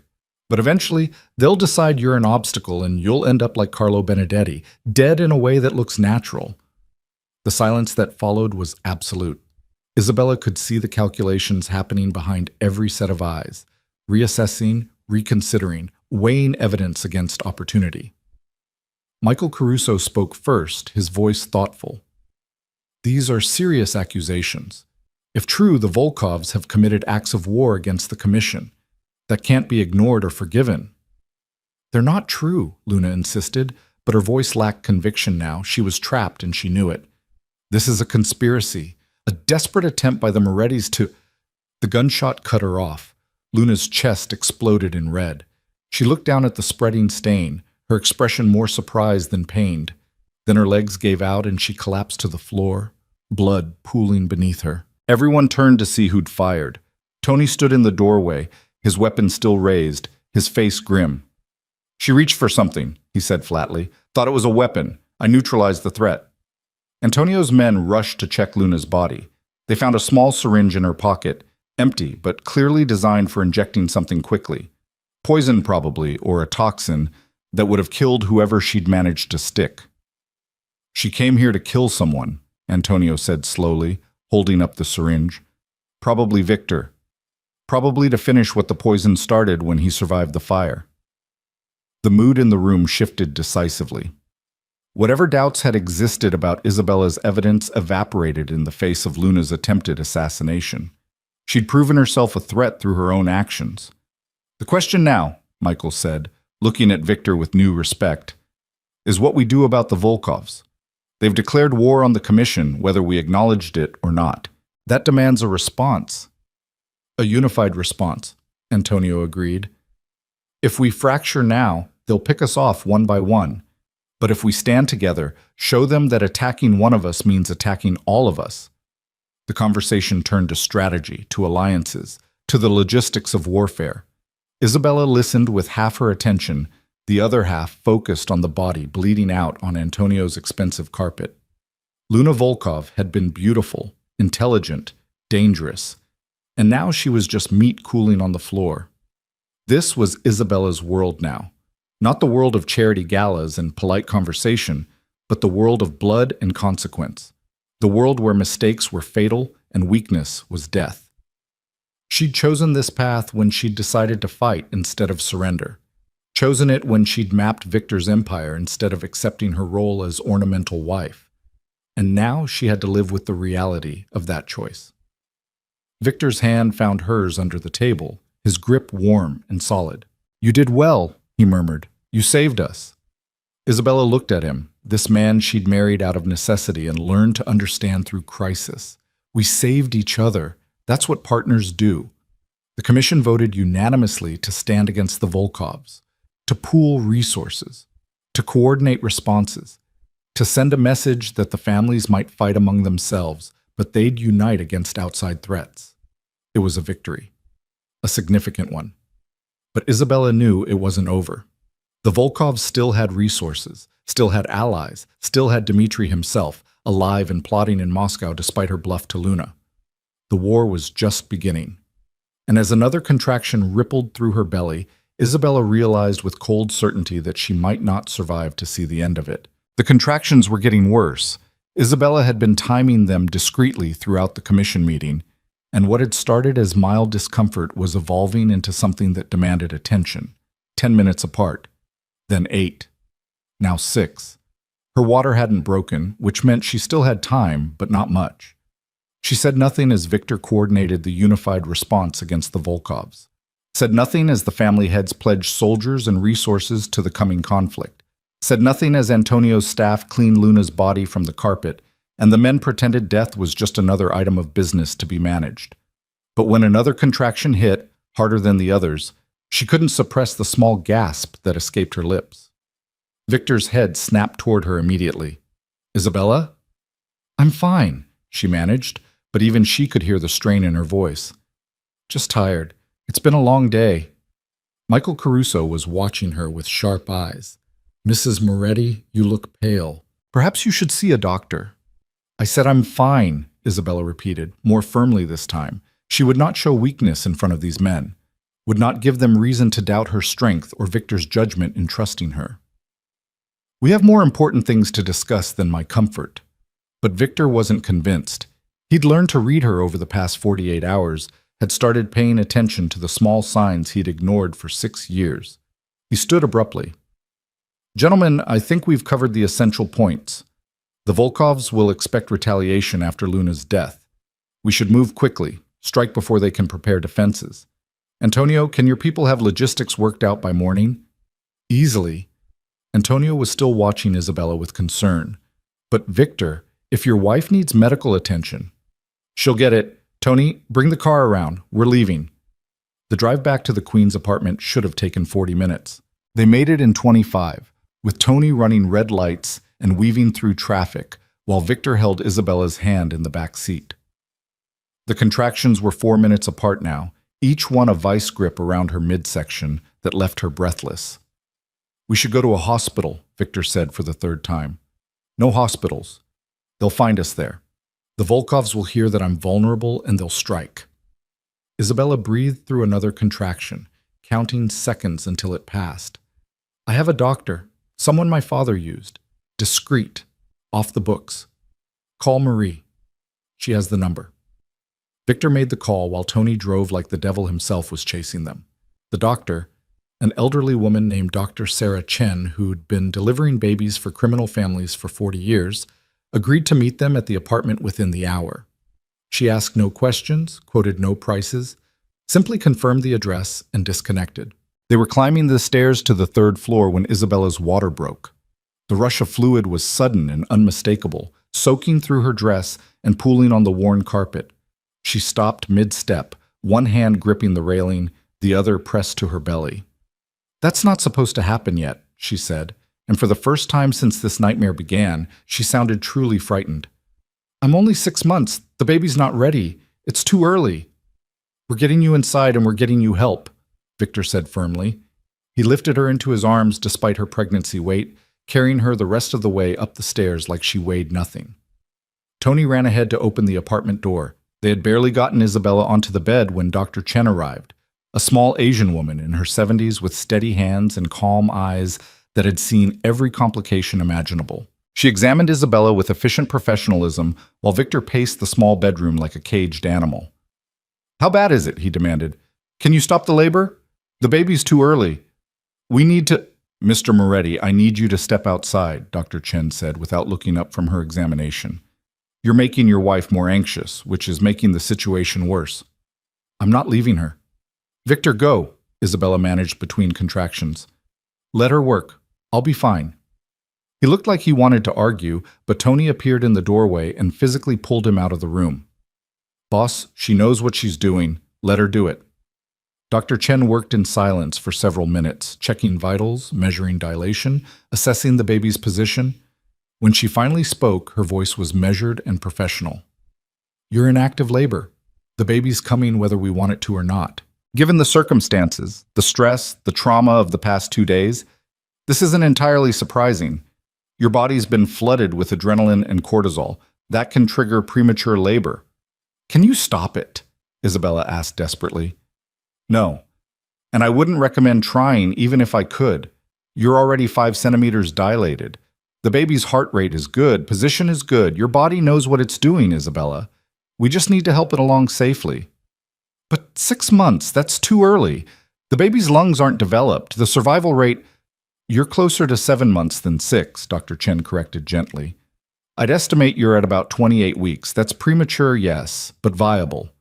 We'll manage the birth here, and then we'll need to get the baby to a NICU as quickly as possible. I have contacts at 3 different hospitals. We'll find one that's secure."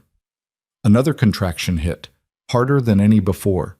Isabella screamed despite her best efforts to stay quiet. The pain was overwhelming, a tidal wave that drowned everything else. Dr. Chen called for Victor. He burst back into the room, his face white with fear. "What's happening? What's wrong?" "Nothing's wrong. This is normal labor progression. But I need your help." Dr. Chen positioned him beside the bed. "Hold her hand. Talk to her. Keep her focused and breathing. Can you do that?" Victor nodded mutely, taking Isabella's hand in both of his. Her grip was crushing, nails digging into his skin hard enough to draw blood, but he didn't flinch. "I'm here," he said quietly. "I'm not going anywhere. You're going to get through this, Bella. You're the strongest person I've ever met. You can do this." The hours that followed were a blur of pain and effort. Dr. Chen coached Isabella through each contraction, each push, each moment when her body demanded more than she thought she could give. Victor stayed beside her the entire time, his presence a constant anchor in the chaos. At some point, Tony appeared with towels and water.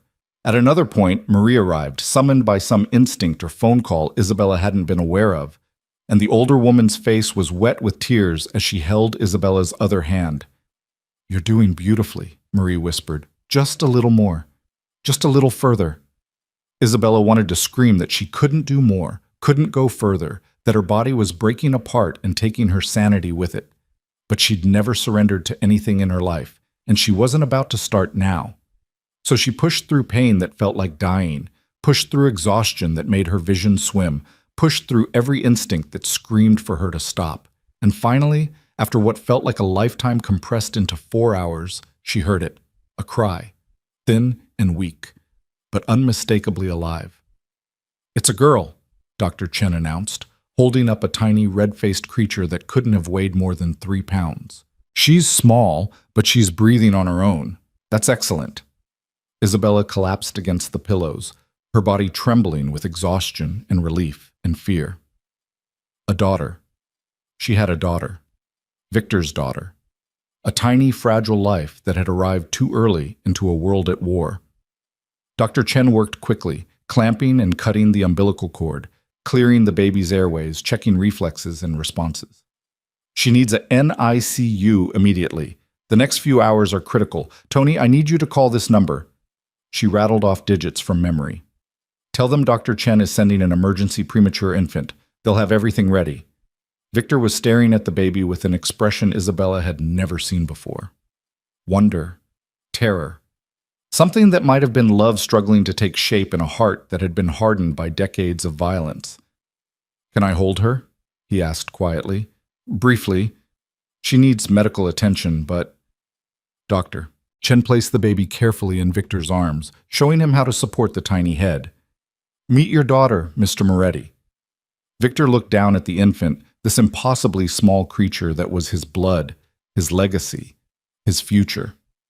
And Isabella watched something fundamental shift in his expression. All the calculation, all the strategic thinking, all the careful control, it shattered against the reality of holding his child. "She's so small," he breathed, "so fragile." "She's a fighter," Isabella said weakly. "Like her father, like her mother, she'll survive." The baby was whisked away within minutes, wrapped in blankets and placed in a portable incubator that Tony had somehow procured. Dr. Chen went with her, promising to call the moment they reached the hospital. And then Isabella and Victor were alone in the small apartment bedroom, the sheets stained with blood and fluid, the air still thick with the smell of birth. "You need to rest," Victor said, but he made no move to leave her side. "You've lost blood. You need—" "I need to know we're safe," Isabella interrupted. "The baby's safe. That the Volkovs can't reach her in the hospital. I've already got people moving into position. The hospital will be locked down tighter than a federal prison. No one gets near our daughter without going through a dozen armed guards." Victor's hand found hers again, gentler this time. "She's safe, Isabella. I promise you that." Isabella wanted to believe him, wanted to surrender to the exhaustion pulling at her consciousness. But she'd spent too long trusting no one, protecting herself, always watching for the knife at her back. "What happens now?" she asked. "With the Volkovs? With the commission? With us?" "Now we finish what we started," Victor said grimly. "The commission is unified. The Volkovs are exposed, and they're going to pay for everything they've done, for Carlo, for the attacks, for putting you and our daughter at risk. And then what? We go back to the way things were? You running your empire while I play the invisible wife?" Victor was quiet for a long moment. When he spoke, his voice carried a weight that suggested real thought, real consideration. "No, we can't go back. Too much has changed. You've changed. I've changed. What we had before, that wasn't a marriage. It was a business arrangement at best, a prison at worst. So what are you proposing?" "I'm proposing we start over. Actually start over, not just rearrange the same broken pieces." He looked at her directly, his dark eyes holding hers.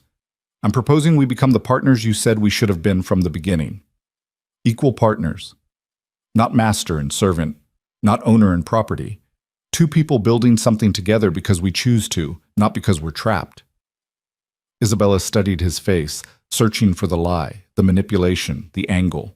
But exhaustion had stripped away Victor's masks too. What she saw was just a man, flawed and dangerous, yes, but also capable of growth, capable of change. "I'll need proof," she said finally. "Not promises, proof. Real partnership means real power, real decision-making authority, real respect. Then I'll prove it. Starting tomorrow, you'll have access to everything. Financial records, strategic planning, personnel decisions. You want to be a partner? Fine. Be a partner. Show me what that strategic mind of yours can do when it's working with me instead of against me. It was more than Isabella had expected.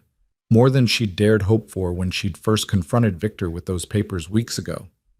But the cynic in her, the part that had been shaped by her father's paranoia and 6 years of invisible survival, wasn't ready to fully believe. "And if I decide I still want that divorce," she asked, "if I take my daughter and my trust fund and disappear?" "Then I won't stop you," Victor said quietly. "I won't hunt you down. Won't threaten you. Won't use the baby as leverage. You'll be free to go, with my blessing and my protection for as long as you need it." He paused. "But I'm hoping you won't want to. I'm hoping you'll give us, a real chance." Before Isabella could respond, her phone buzzed. Dr. Chen calling from the hospital. "The baby's stable," the doctor reported when Isabella answered. "She's in the NICU, on oxygen support, but her vitals are good. She's a fighter, Isabella, small but strong. You should rest, recover, and then come see her when you're ready. She's going to be fine." The relief was so overwhelming that Isabella started crying. Not delicate tears, but great racking sobs that shook her entire body. All the stress of the past days, all the fear and exhaustion and pain came pouring out in a flood she couldn't control. Victor held her through it, his arms careful around her damaged body, his presence solid and real. And for the first time in 6 years, Isabella let herself believe that maybe she wasn't alone in this fight. Maybe she'd finally found someone who could stand beside her instead of above her.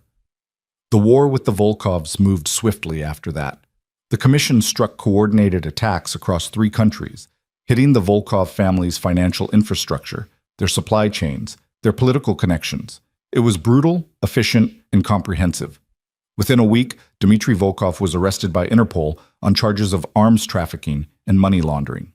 Within 2 weeks, his organization was fractured beyond repair, his remaining loyalists either dead or imprisoned. The evidence Isabella had gathered, the financial records, the communications, the witness testimony, had been the foundation for everything. The Commission used it to justify their actions to law enforcement, painting themselves as concerned citizens helping bring down a dangerous criminal enterprise. It was a masterful piece of political theater, and it worked. Victor's reputation not only recovered, but grew stronger. The man who'd survived assassination attempts, exposed a foreign infiltration, and unified the Commission was no longer just another crime boss. He was a legend, a survivor, a strategist who'd outmaneuvered enemies on multiple fronts. But Isabella knew the truth. Victor hadn't done any of that alone. She'd been the strategist, the planner, the one who'd seen the patterns and connected the dots. And for the first time, Victor acknowledged that publicly. At the Commission's victory dinner 2 weeks after the baby's birth, he'd stood and raised his glass. "To my wife," he'd said, his voice carrying across the room, "who saved us all, who saw threats I was too blind to notice, who proved that intelligence and strategy matter more than brute force. Isabella Moretti is the reason the Volkovs failed, and she's the reason we're standing here tonight instead of attending funerals." The applause had been genuine. The respect in the family head's eyes had been real. Isabella had finally become visible, not as Victor's wife, not as a decoration or a pawn, but as a power in her own right. The baby, they'd named her Sophia after Isabella's mother, thrived despite her early arrival. She spent 3 weeks in the NICU, growing stronger each day, learning to breathe without assistance, to feed on her own, to survive in a world that had tried to kill her before she was even born. Isabella spent every possible moment at her daughter's bedside, talking to her, touching her through the incubator's openings, willing her to live.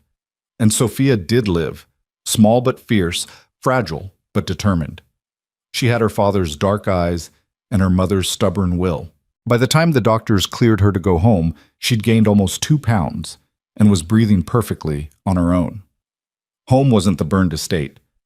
That had been demolished, the land sold to a developer who would build condos for people who'd never know what had happened there.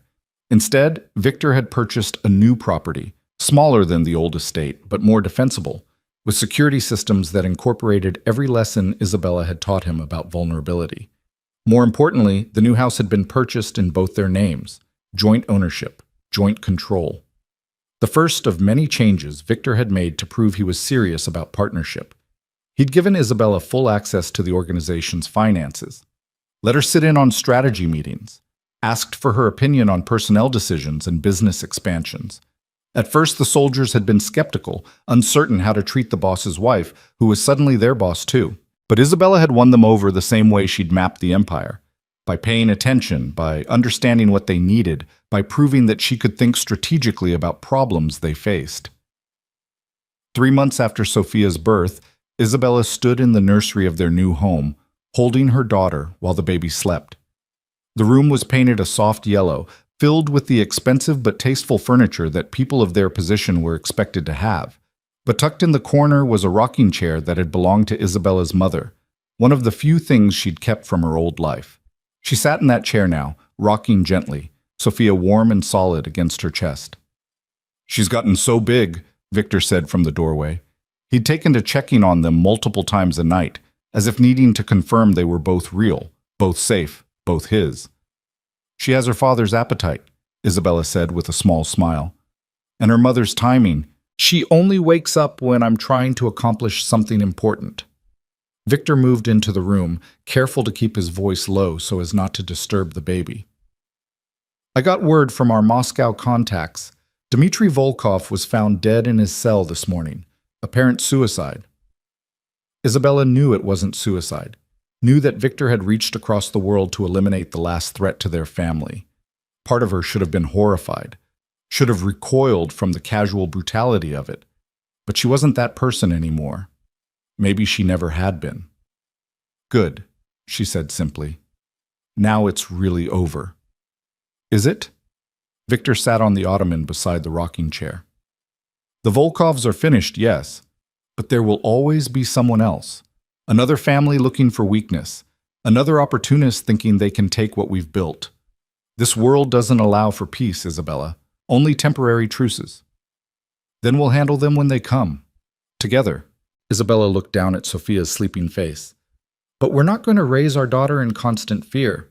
We're going to build something better than what we inherited, something that can survive us."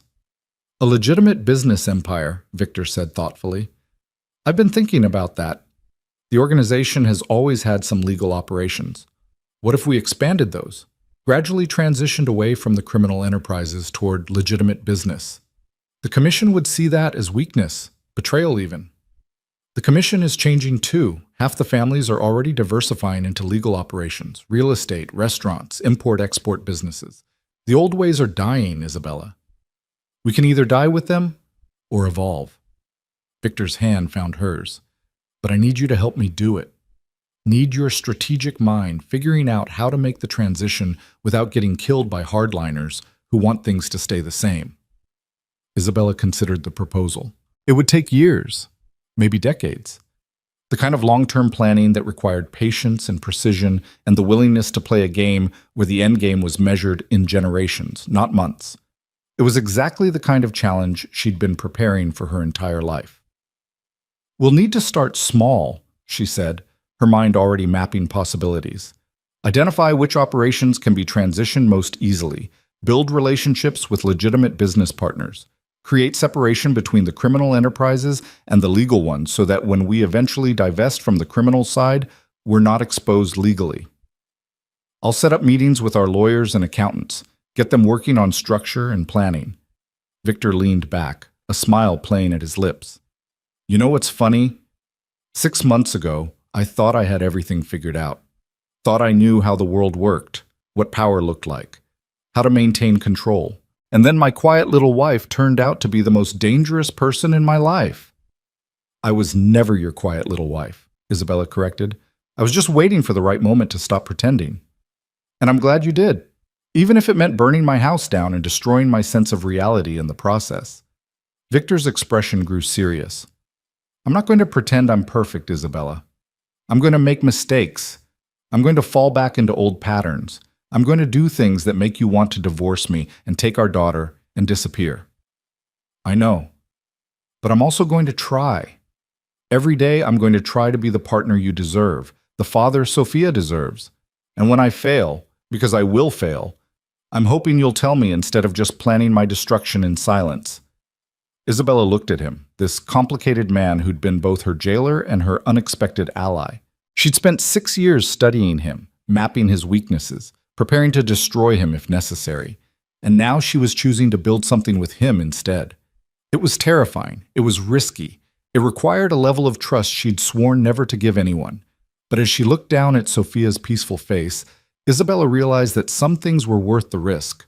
Some futures were worth fighting for, even if the path was uncertain. "I'll tell you," she promised, "and you'll listen. That's the deal. Real partnership means real communication, even when it's uncomfortable, especially when it's uncomfortable." "Deal." Victor extended his hand, formal and slightly absurd given the context. But Isabella shook it anyway, sealing their agreement the way business deals had been sealed for generations. The road ahead wouldn't be easy. There would be challenges from rival families who saw their transition to legitimacy as weakness. There would be federal investigations as law enforcement tried to build cases against them. There would be internal conflicts as soldiers, loyal to the old ways, resisted change.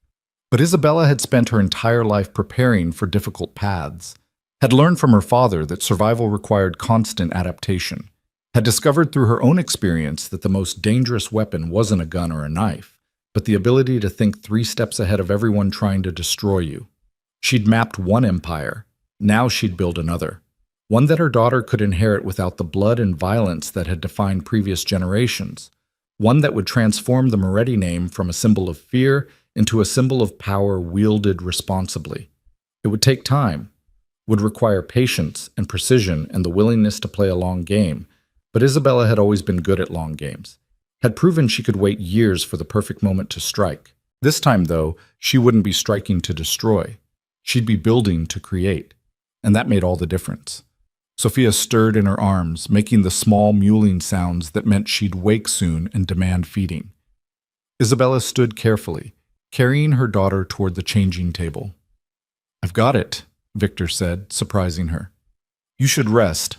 You've been up with her twice already tonight." "You're sure?" "I'm sure." He took Sophia with practiced care. He'd gotten good at this over the past 3 months, had thrown himself into fatherhood with the same intensity he'd once reserved for business. "Besides, I need the practice. You're not going to be doing everything alone anymore, remember? Partnership means sharing the burdens." Isabella watched him change Sophia's diaper with competent efficiency, talking to the baby in a soft voice that no one outside this room would ever hear. The feared crime boss reduced to cooing at an infant. It should have been absurd. Instead, it was oddly touching. This was her family now. Imperfect, dangerous, built on compromises and strategic alliances, but real in ways that mattered. She'd started this journey as Isabella Russo, the invisible daughter of a criminal accountant, sold into marriage to save her father's life. She'd become Isabella Moretti, the quiet wife who mapped an empire while pretending to arrange flowers. And now she was evolving again into something new. A mother, a partner, a strategist working to transform violence into something resembling legitimacy. The girl who'd been powerless had become the woman who held an empire's future in her hands. And the man who'd once seen her as property had learned to see her as an equal.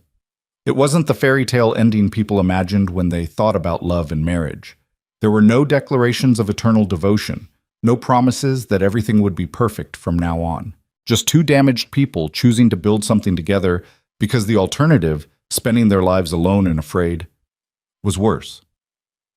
As Isabella watched Victor feed their daughter in the quiet of the nursery, she allowed herself to feel something she'd never permitted before. Hope. Not naive hope that ignored reality, but strategic hope that acknowledged the dangers while believing that change was possible, that people could evolve, that empires built on blood could be transformed into something better. The silent queen who'd spent years in invisible warfare had finally won her war, not through destruction, but through transformation, not by defeating her enemies, but by turning the most dangerous one into an ally.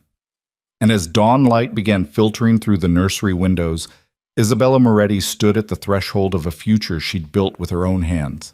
A future where her daughter would grow up knowing her mother's strength, where partnership meant more than possession. where power was wielded with purpose instead of just violence. The long game was complete. The quiet betrayal had become a quiet revolution, and the woman who'd started with nothing had gained everything that mattered.